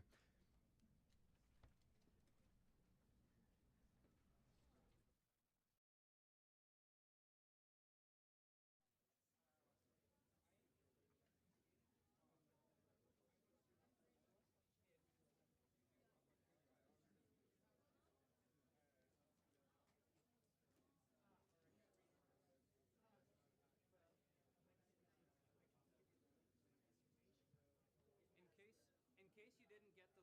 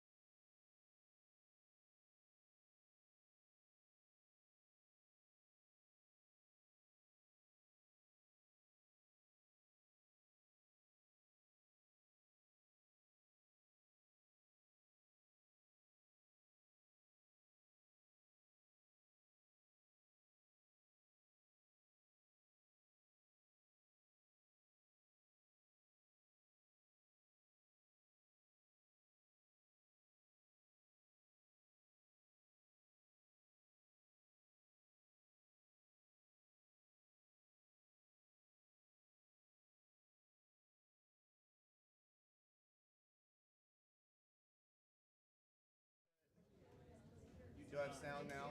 All right. If everybody could gather in, we're going to sing a song before lunch, and then we're going to have prayer for lunch, maybe make a couple of announcements. So if everybody could move this way, grab a hymnal. We have a couple students who are distributing hymnals. So as soon as everyone gets gathered, we can go ahead and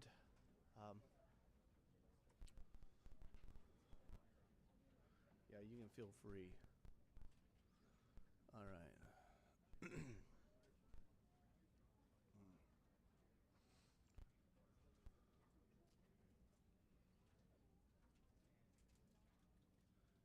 Okay, one of our cultural values or traditions here at Sattler is we do a lot of singing. I think pretty much all of our corporate singing is unaccompanied. A number of us come from groups that culturally value a cappella singing. So before we eat lunch, we're going to sing 592 from the Hymns of the Church. This song is a hymn that was translated into English. It's a hymn from the 1500s, and it was written by our founder, Michael Sattler. So, not in English, but it's been well translated. I've also been asked to announce that there is recycling here.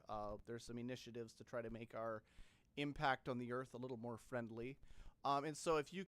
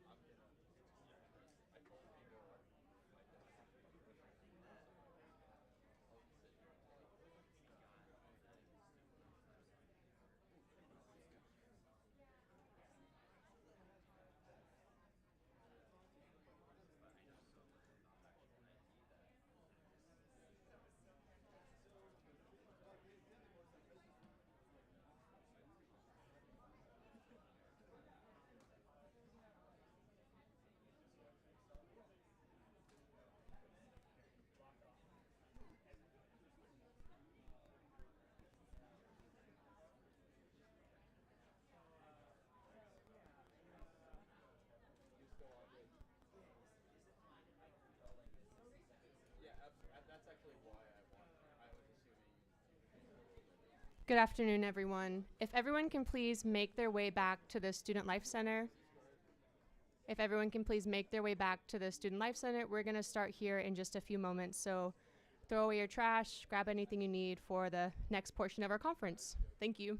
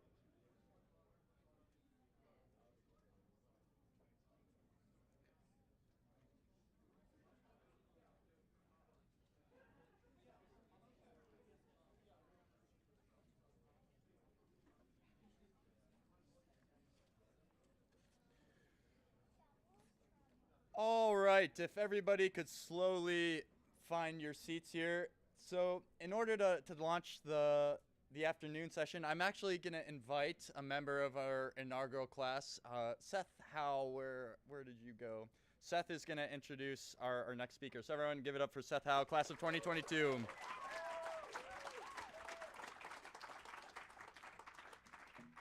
Good afternoon. I just want to do a quick poll here.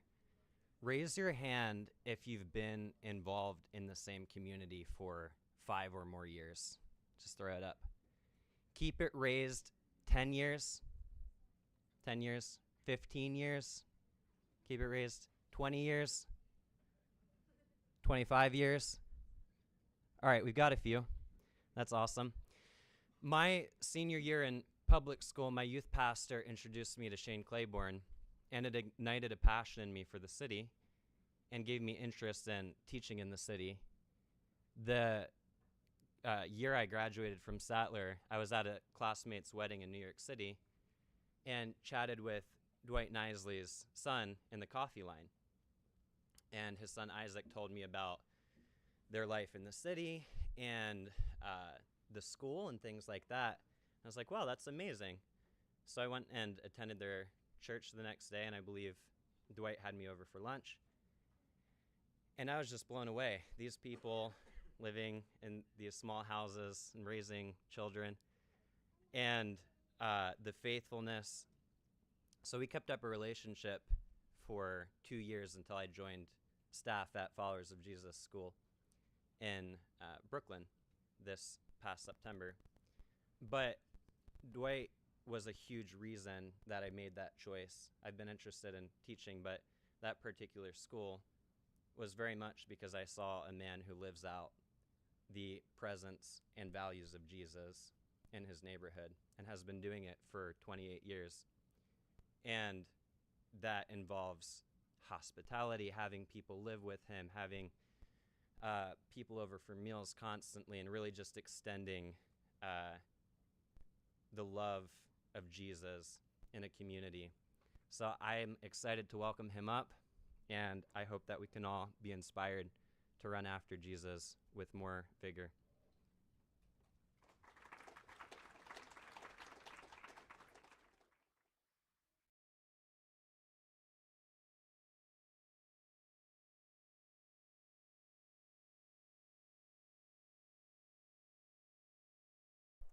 Has that accomplished it? Good. Well, I would like to just say I'm grateful to be here. Over the past number of years, I have increasingly felt like there is an amazing amount of opportunity in our country, within the conservative Christian movement, and yet it felt like as there's more privilege and opportunity, almost like there is a decreasing level of passion and availability to the kingdom of God. That feels like a really sad thing in my heart. And so I would like to just begin by putting out several words that I think in some ways have had increasing emotion attached to them, and let you think about those words. Think about the word of power, privilege, advantage. Are those good words? Are they bad words? Are they Christian ideals or concepts? Are they kingdom ideals? Are they incarnational ambassador ideals? Maybe to answer that, we could ask the question, did Jesus possess them? And do we possess them? These are questions I'd welcome you to think about, because whether we realize it or not, we live in perhaps the most affluent, privileged place in the world. And as believers, what do we do with that? What would Jesus have us do with that? I'll return to that question toward the end of this presentation. And I would just like to say it's a privilege to be among young people who are just kind of on the onset of a journey of considering, what does God want to do with my life? In some ways, it feels like that wasn't so many years ago, but I think if my children would be here, they would look at me a little strangely. But it doesn't seem long ago that I myself was in your shoes. And those were important questions to me. And I would just like to affirm you. Those are really important questions. They are such important questions. I think they really deserve our close thought and consideration. Here are just a few things I'd like for you to think about. I think questions that are prompted by what we have. What are we going to do with it? How will we invest in those opportunities? How are we going to take the examples and the teachings of Jesus and actually live them out in our generation? Who will benefit the most from your opportunities and talent? How temporary or eternal will your investments be? Will you, like Jesus when he was only a 12-year-old, be talking about major life issues and feel it so intensely that when his parents came, he just asked what seemed to him such an incredulous thing? Don't you know I must be about my Father's business? How thoroughly is that passion in your heart and in the hearts of this generation? I just believe that one kingdom or the other is going to harness that opportunity. And so today, as we take a look at what I've entitled Incarnational Ambassadors, I would like for us to think about what Jesus would have us think about that. I would like to just begin with a little bit of a personal journey. In my bio, I mentioned something about a prayer that changed the direction of my life, and I will reflect on that shortly. But before I do that, I would like to just show you a picture here. It may be a little hard for you to see, but this picture was a picture that in the first year of our marriage in 2000, my wife and I had this on the front door of our apartment building, our little one-room apartment on the 4th floor. And if you could see it more closely, you would see a picture. I love to play with kind of photo opting. And this here had been, I manipulated this picture a bit. This was back in 2000 when software was a little different than what it is today. And it was in good old print shop. And the initial graphic was of a man, an investor on Wall Street, looking out a window, and at that point the Twin Towers were still existing there. About a year after I did this, the Twin Towers came down, and I remember so distinctly school that day. But in this picture, he's looking out and it seems he's calculating the move to make, and there's a chess piece here, but in that chess piece are two young, innocent people. And those two young, innocent people are here today. One of them is me. The other is my wife when we were just like 6-year-olds or something like that. And as a 6-year-old, I would have never imagined my world to involve New York City. And so I just put on top of that, listening to Jesus is the right move. And of course, those of you who love chess, making the right move is kind of critical to winning the game. And so it just seemed to me that in the game of life, listening to Jesus That's at the very core. I say to you that you live in a culture more than ever that is giving you messages as to what moves to make and where to invest and what is worth pouring your life out for. And you only have one journey in that decision. But listening to Jesus is so core to that. And so this picture here reflects my early childhood. As a young child, I grew up on a dairy farm on the plains of Kansas. Loved animals, thought that animals would be a part of my life, all of my life. Loved horses especially, and as I heard this morning about somebody who loved horses, I totally understand that. I remember just before I moved to New York City, my sister said, was it hard to sell your car? I sold my car before I went to the city. Insurance is ridiculous in New York City. And I sold my car and got a used bike. It's good I did, because 2 weeks later it was stolen, and it's just easier to give up a bike than a car. But I told my sister, no, giving up the car was nothing. Giving up my animals was what was hard. At that point, I had a miniature donkey and a miniature pony and a POA and a llama, and they were all trained to, I had trained them all to pull carts and stuff like that. And I lived in a little town and taught in a public school in a small town. And it was just the perfect connection to kind of the young boy outlaws of the town. They loved coming over to my place. I was one of the few places that didn't need to lock up, because they knew if they stole what I had, they wouldn't be able to play with what I had. And so that really simplified life. But I really wanted at least to bring my pony to New York City. But I discovered that to take my pony to New York City would mean spending more to keep my pony there than what I would be paying for rent myself. And that didn't seem like a wise investment at that point, so I had to sell that wonderful pleasure of my life.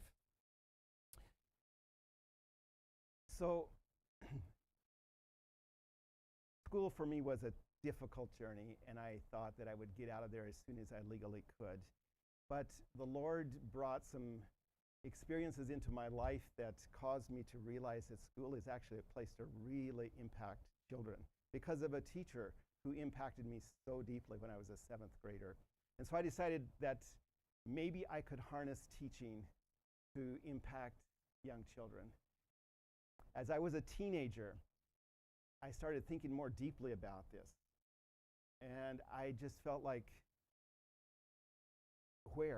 what should I do with what I sensed God was calling me to do? And so I prayed a dangerous prayer, and honestly, I bring this up because I would like for you to be dangerous. I urge you to be dangerous in the right way. I just really did want to know what Jesus would want me to do with the journey of teaching. So one day I asked, God, I'm willing to teach. Where do you want me to teach? And it just seemed like he so clearly brought this to me. It wasn't an audible voice for those of you who are wishing for that. It wasn't an audible voice, but it was so clear that it may as well have been. And it seemed like God was saying, I've given you loving parents. I've given you a loving church. And I've given you a loving community. And if you really want to say thanks for those gifts, give that gift to children who don't have that. And I said, fair enough, but where's that? And once more, I didn't hear a clear voice, but it just seemed like the only two places that my heart could feel at peace about was either a major city or overseas. And so from then on, my whole college journey was to prepare for that. And so I would just say, you are at the right season of life to ask that question. God, where would you want me to use the opportunities I have? I'll just be honest with you, the more opportunities we have, the more easily we can misinvest them. And so I think it's so critical when you are the richest nation in the world and have the most opportunities in the world, you also can so easily invest them in the sorts of temporary pursuits that forfeit the most ultimate pursuits. And so as I was thinking about this, I was just asking God for a title for today, and I had initially had a different title, and I felt like maybe I could benefit from my family, so I asked our children one day, what's the best title? And my one daughter said, Incarnational Ambassadors. And I thought, that is interesting. And so I decided to go with that. You may be asking, well, what is incarnational ambassador? I don't read that in Scripture. I don't know that that's something that I have really been explained. But in a passage that was mentioned this morning, 2 Corinthians 5:20, Paul says this, now we are ambassadors for Christ, as though God were pleading through us. We implore you on Christ's behalf, be reconciled to God. And so if we are his ambassadors, how do we do that? The only way I believe that we can truly be an ambassador of Christ, as Paul says we are actually called to be, is if we actually represent his character, his values, his teaching, his example. Only then do we really represent the kingdom he offered to us and he called us to represent.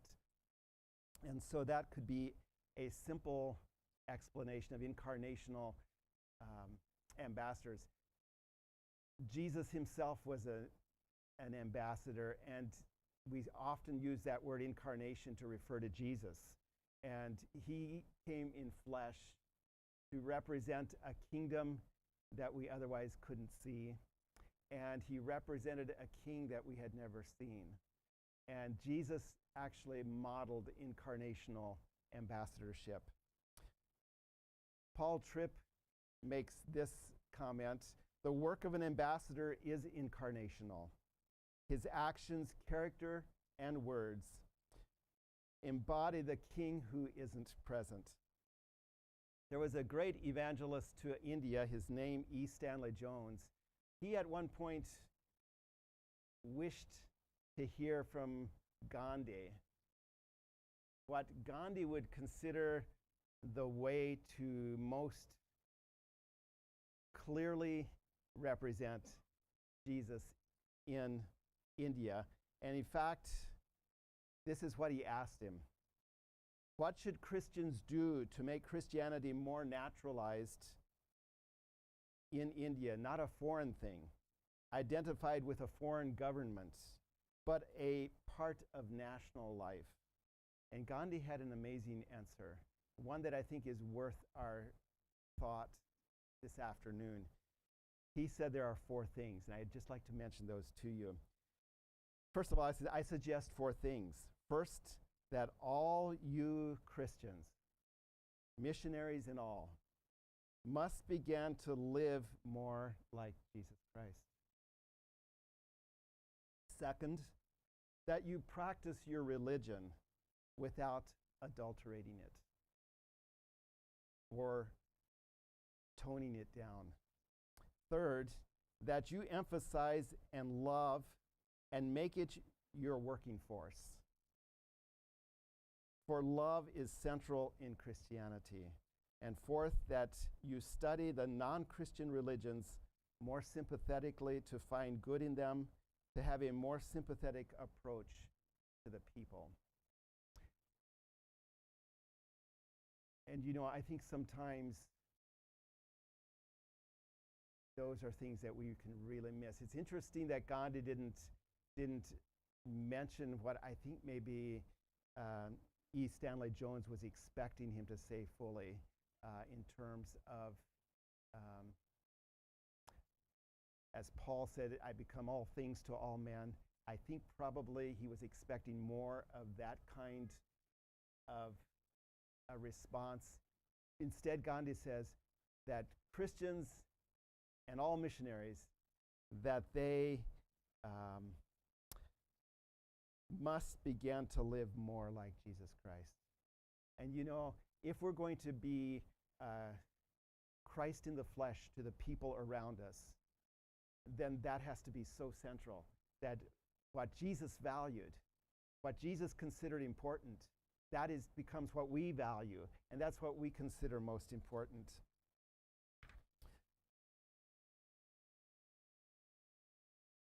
In Luke 14, an amazing passage reveals, I think, some of deep insights into the purpose that Jesus had.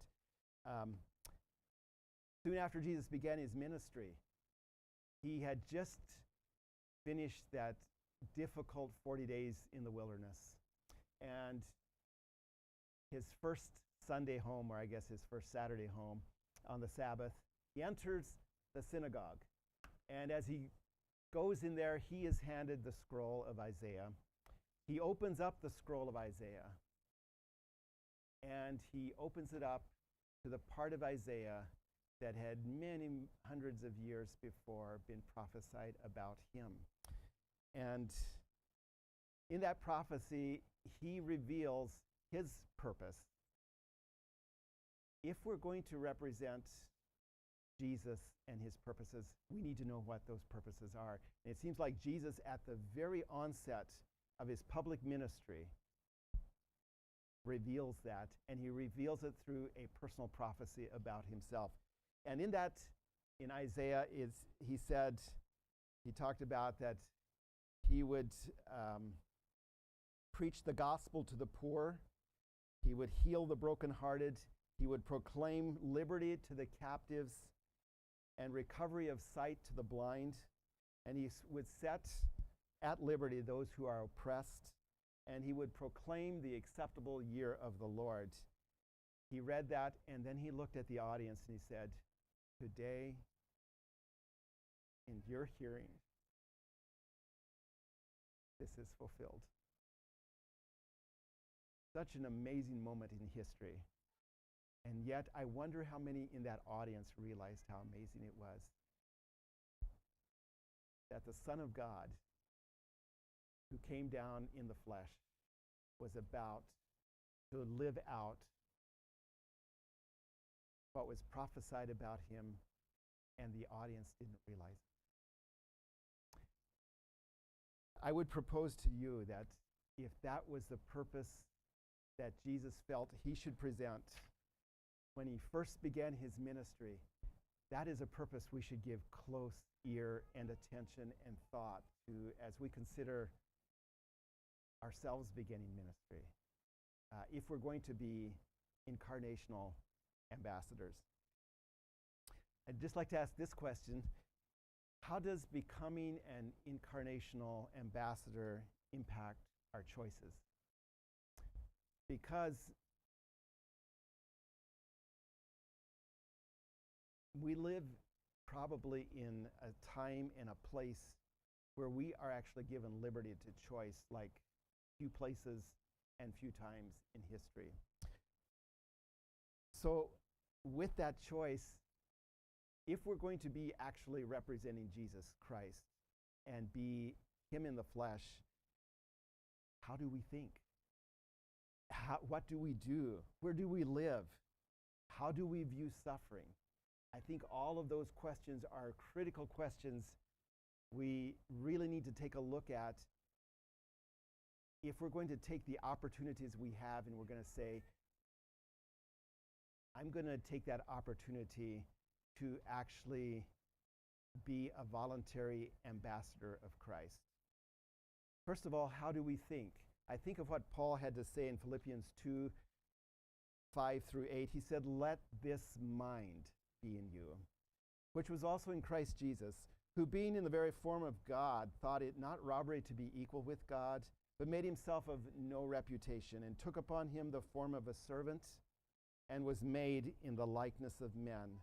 And being found in likeness as a man, he humbled himself and became obedient unto death, even death on a cross. Paul is saying that if we're going to be incarnational, one of the choices is how we think. We have so many choices as to how we think. The world tells us how to think. Society tells us how to think. Social media tells us how to think. But will you choose how Jesus thought? And let me just ask you something. Did Jesus come to earth with any level of privilege? You know, if you think America's great, it doesn't hold a candle to heaven. Jesus had the most privilege, opportunity, power, position that is possible. And yet with that, how did he use it? Did he leverage it? How did he use that incredible opportunity? Here it says that he didn't use that position to kind of exalt his placement with God. Equality wasn't a discussion of his. He didn't really have to have a Bill of Rights. He didn't have to protect the incredible advantage he had. In fact, it says he laid it down. And not only did he lay it down, but he actually chose to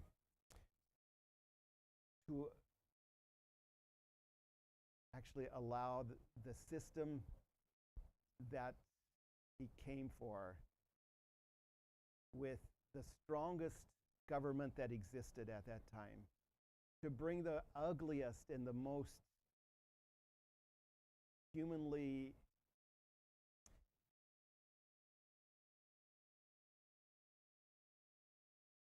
derogatory image of God. He just allowed himself to take the worst criminal death. So how did he handle advantage? How did he handle privilege and power? There was one point when his disciples were kind of frustrated with the way that they weren't getting the respect they thought they should have. And so they just said, shall we call down your forces, and just wipe out this disrespect? And Jesus was not impressed with that. That was not the heart of Jesus. So let this mind be in you, which was also in Christ Jesus, who lays aside all privilege, lays aside all advantage, and makes himself of no reputation. Have you ever thought about how Jesus' resume might have looked in comparison to the best you've ever seen or heard? Did he ever proclaim that to anyone? Maybe especially when his authority was being challenged. And listen, I've got something beyond Ivy League here. I've got Heavenly League here. He didn't do that. Another question, what do we do? I find this passage so fascinating in John 6:38, where Jesus said, "For I have come down from heaven, not to do my will, but the will of the one who sent me." Jesus, though he was God and had more authority than any of us or all of us put together, really was not wrapped up with his will. In fact, he laid his will down to the will of his Father. I propose to you, if we are going to be ambassadors, we do the same. We lay down our will for the will of our Father. I don't know that there's any other choice. And then where do we live? And the more advantage we have, sometimes it's easy for that to be a harder thing to really grapple with. But it was interesting that someone was noticing Jesus's ministry, and he really wanted to follow Jesus because he felt like this is the up-and-coming ministry, perhaps. This is the one that I would like to be mentored by and develop maybe my own ministry from. And so he comes up to Jesus and he says he wants to follow him. And Jesus has this to say in Matthew 8:20, foxes have holes and birds of the air have nests, but the Son of Man has nowhere to lay his head. Are you willing as an ambassador to lay aside all privilege, including housing, as Jesus did? And living in a world where we have come to view any inconvenience as suffering, or at least difficulty that we want to avoid at all costs, how do we view suffering? Jesus at one point said that if I've suffered, don't be shocked if you do. In fact, following Jesus is a path of suffering. I love Hebrews 11, where it's the heroes of faith. Especially I like the first half. The first half of Hebrews 11 with all these heroes of faith, they conquered. They conquered. It was just an amazing story of their faith taking them to places of just nice places, or to better places, to good things. But the end of Hebrews 11 says, but some of them had trials of mocking and scourges, chains and imprisonments. Some were stoned, sawn in two, tempted, slain by sword, wandered in sheepskins and goatskins, destitute, afflicted, tormented, of whom the world isn't worthy. They wandered in deserts and mountains, dens and caves of the earth. Chapter 12 of Hebrews then goes on, and chapter 12 is a fascinating passage where I think it helps us to understand, why do we embrace suffering? And it starts with an interesting word, therefore, right after talking about the ones whose faith costs them so much. And there he says, therefore, we also, since we are surrounded by so great a cloud of witnesses, let us lay aside every weight and the sin which so easily ensnares us, and let us run with endurance the race that is set before us, looking to Jesus, looking to our model, the author and finisher of our faith, who for the joy that was set before him endured accolades? No, endured the cross, despising the shame, and has sat down at the right hand of God. Here, Paul says, we have a cheering section for those who, because we know that they've made it and now they are there and they're cheering. I think we could maybe call them, as I was reflecting on that recently, I just thought this great cloud of witnesses could maybe be called the great cloud of retired ambassadors. They have represented Jesus so well.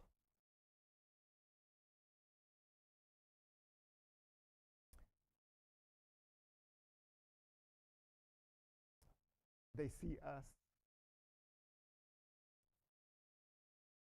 They know the outcome of faithful suffering.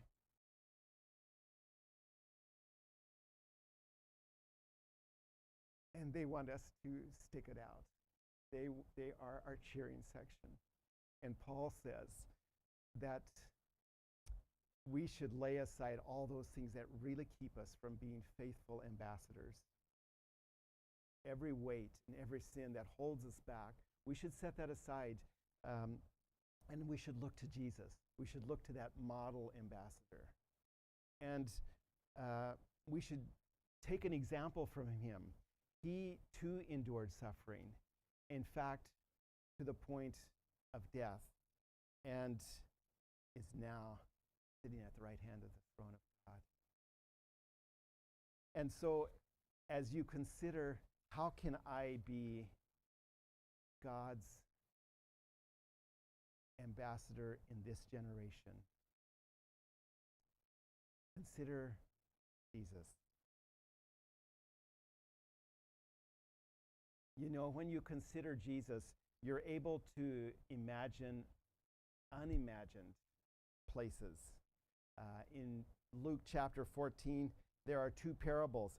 The first one is where Jesus, the parable of going to the lower places. This parable would not sit well with most Americans. But Jesus says, when you go to any social function, sit in the lowest place. And I don't think Jesus was saying to kind of represent a false humility and so that everybody can set you in your right place. But Jesus was saying we should go to that lowest place. And then, because we are at the lowest place, we are then in a position not only to serve, but also where others can take care of our position. We don't really have to take care of our position. It is so easy for us to feel so responsible for maintaining a position. Jesus says, lay that down, go to the lowest places. And then the banquet, the parable of the great banquet, he follows up with after that. But before he does that, right at the end of talking about taking the lowest places, then he says, but when you give a feast, invite the celebrities? No. The poor, the maimed, the lame, the blind, and you will be blessed because they cannot repay you. Wow. When's the last time you've done that? When's the last time that has been a motivation in your choice of who to serve? Who was Jesus' target audience? Those who could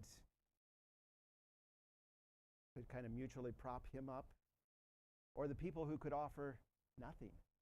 Jesus says you should actually make it a point to give in the places where you know they won't be able to give back. Why? An amazing reason. He said, for you shall be repaid at the resurrection of the just. That is some long-term thinking, to be thinking about your repayment happening after you die. But that is the mind that Jesus calls us to. That is incarnational ambassadorship, where our choice of serving, according to Jesus, is those who can't give back. How much has the Western Church considered that? How much has the Western Church lived that?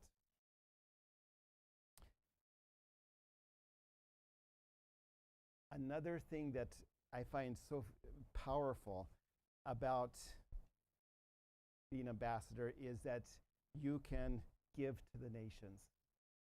In the Great Commission, Matthew 28, he says, go therefore and make disciples of your neighborhood. Well, that's a good option, but it says of all nations. And to be an ambassador opens you up to much more than just your neighborhood or your family. It opens you up to the entire world and all peoples. And you know, if Jesus' last command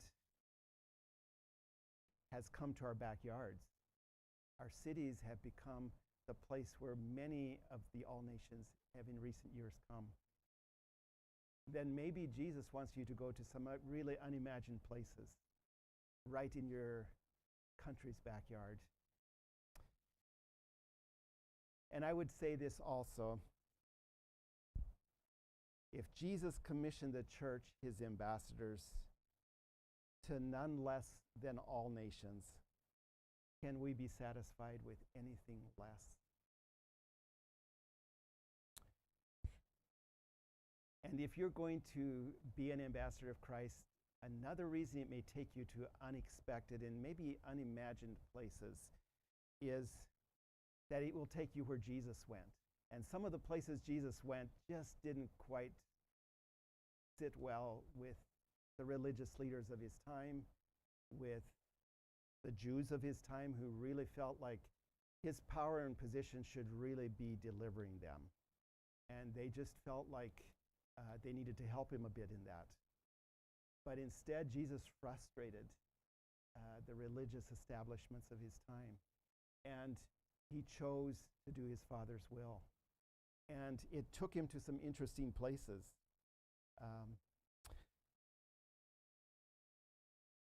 If you take a look at his life, it sometimes took him to the Samaritans, sometimes took him to the lepers, it sometimes took him to the prostitutes, it sometimes frequently took him to the tax collectors. It took him to all of the socially unacceptable places. That's what we're listening to his Father's will to Jesus. Is it possible it could take us there as well?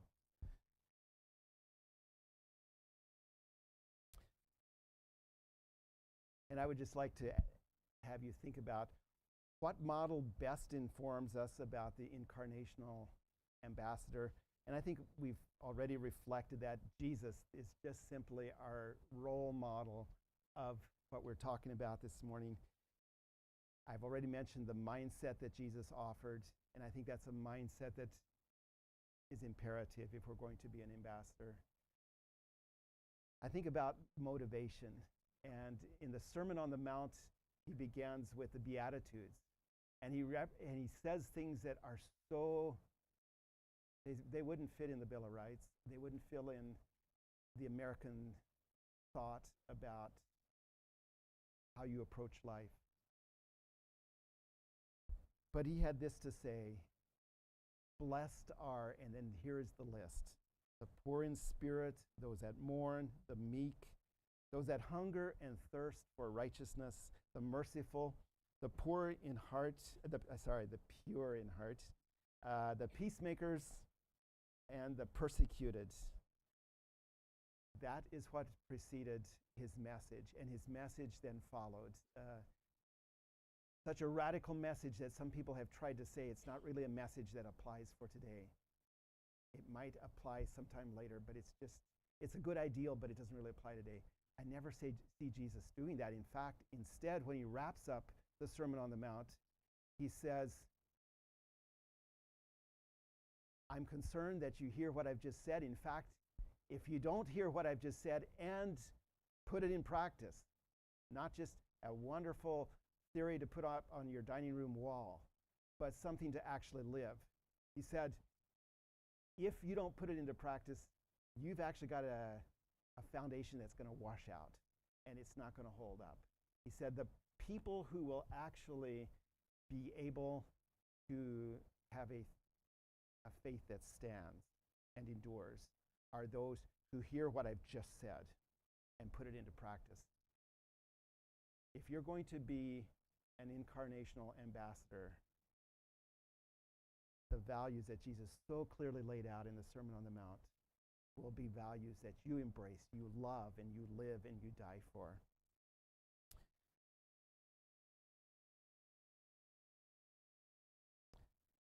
And I think it's just so interesting, the target audience of Jesus. In Isaiah, he said, the Spirit of the Lord is upon me, because he has anointed me to preach the gospel to the privileged, actually to the poor.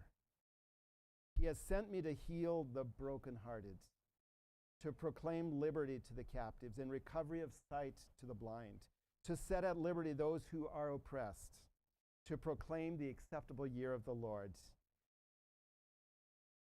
And he said in Luke, I want you to give it to those who can't repay you. I propose to you that that kind of ambassadorship is an ambassadorship that is seldom considered. But I would also propose to you that is the ambassadorship that really represents the kingdom of God. And it's the ambassadorship that any believer and every believer is called to.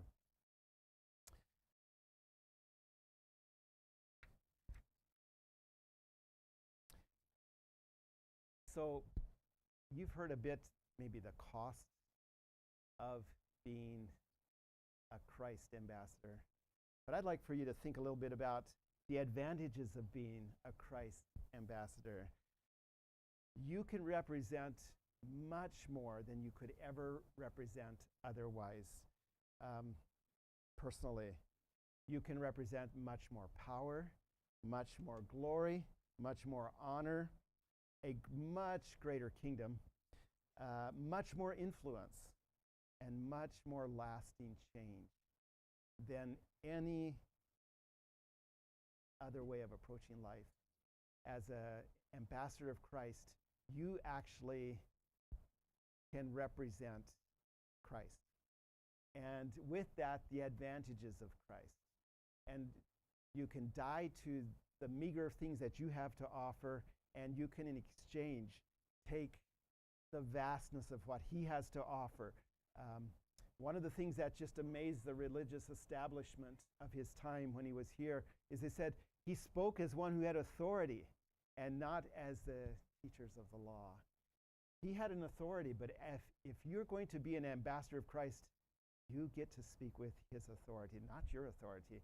And your authority, that's an incredible exchange, because our authority is just so small and so not worth it. But his authority is one that you get to live life out of.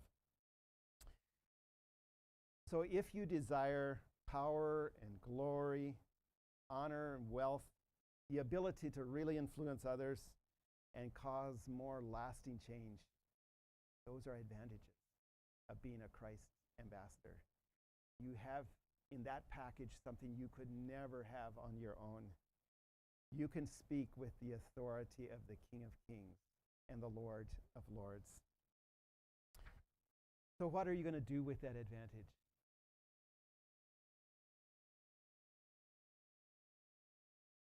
And I would ask, what did Jesus do with his? And can it be any different than what Jesus did? Jesus was the ultimate ambassador. He modeled with absolute commitment his Father's will. And I had mentioned a bit earlier, have you ever imagined what Jesus' resume may have looked like? How would you calculate his intelligence? What would his GPA look like? What would he list as his academic accomplishments? What might he list as his social accomplishments? How would he rate his academic standings to the Ivy Leagues of any generation? Would his resume have overqualified him to serve in the places where it might actually call to live in poverty?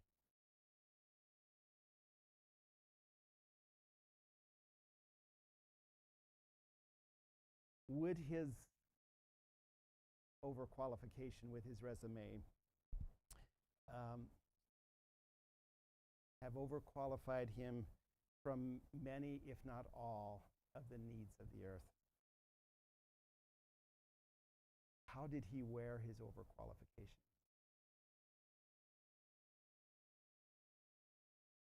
Did they predetermine his socioeconomic placement choices? Did they assume or presume a certain level of lifestyle under which he couldn't live? Did they protect him from poverty? I think those are questions that are so critical if we're going to seriously consider being incarnational ambassadors.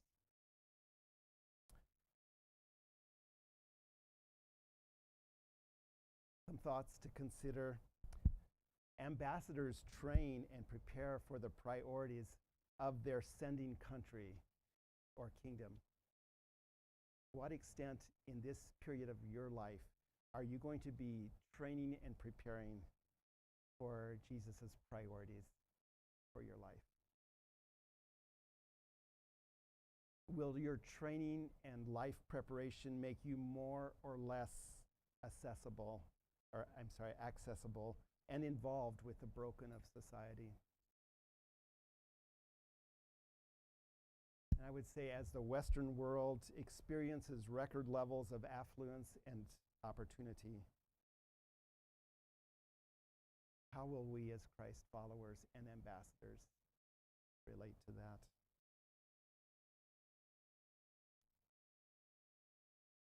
And as a record number of people in America have the opportunity for college,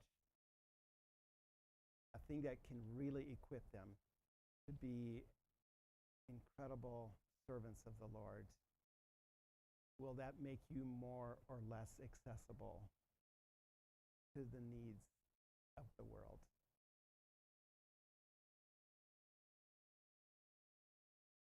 What will you do with your advantage? I had said at the beginning that is advantage and power and position, is that a good word or a bad word? I would present to you, it depends in whose hands they are. If you can place that in the hands of Jesus and then take on the mind of Jesus and consider that as something to not be grasped, but instead to make yourself of no reputation and take on the form of a servant, and being found in fashion as a servant,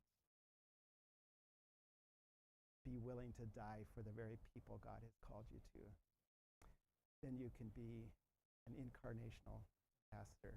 That is my dream for you.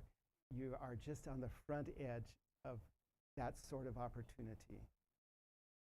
The world would really want to snatch that from you and offer you much, much less. And I would even suggest that Western Christianity would offer you much less. Choose Jesus as your model and be him in the flesh. And just ask that dangerous question, God, what do you want me to do with the advantage given? God bless you.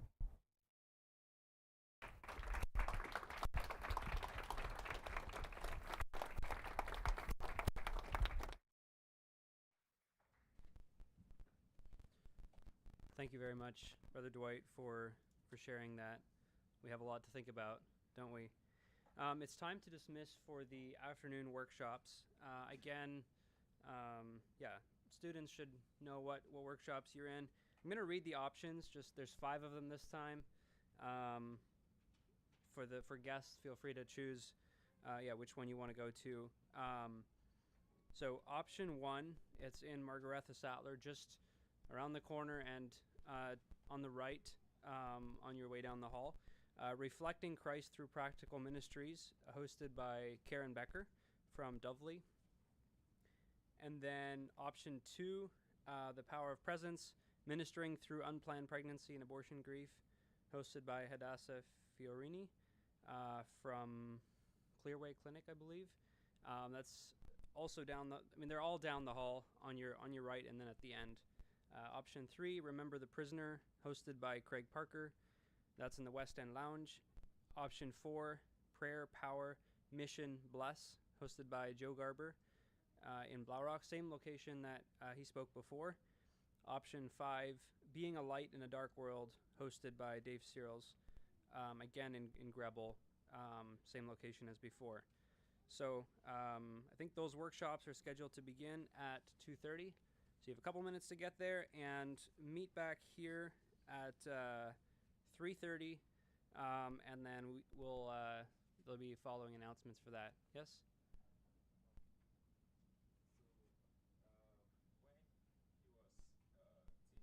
Uh-huh. Sure. Sure, go for it. Yeah.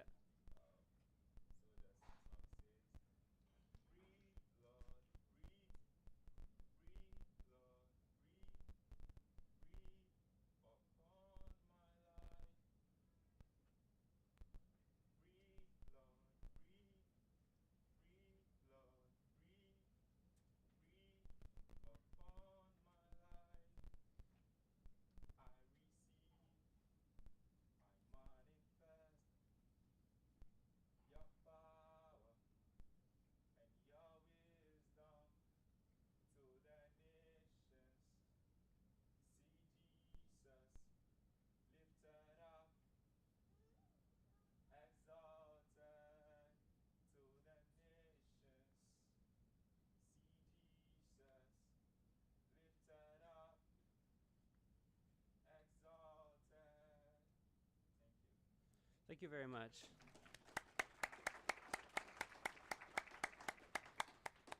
Amen. All right. I will, yeah, feel free to go to your workshops then.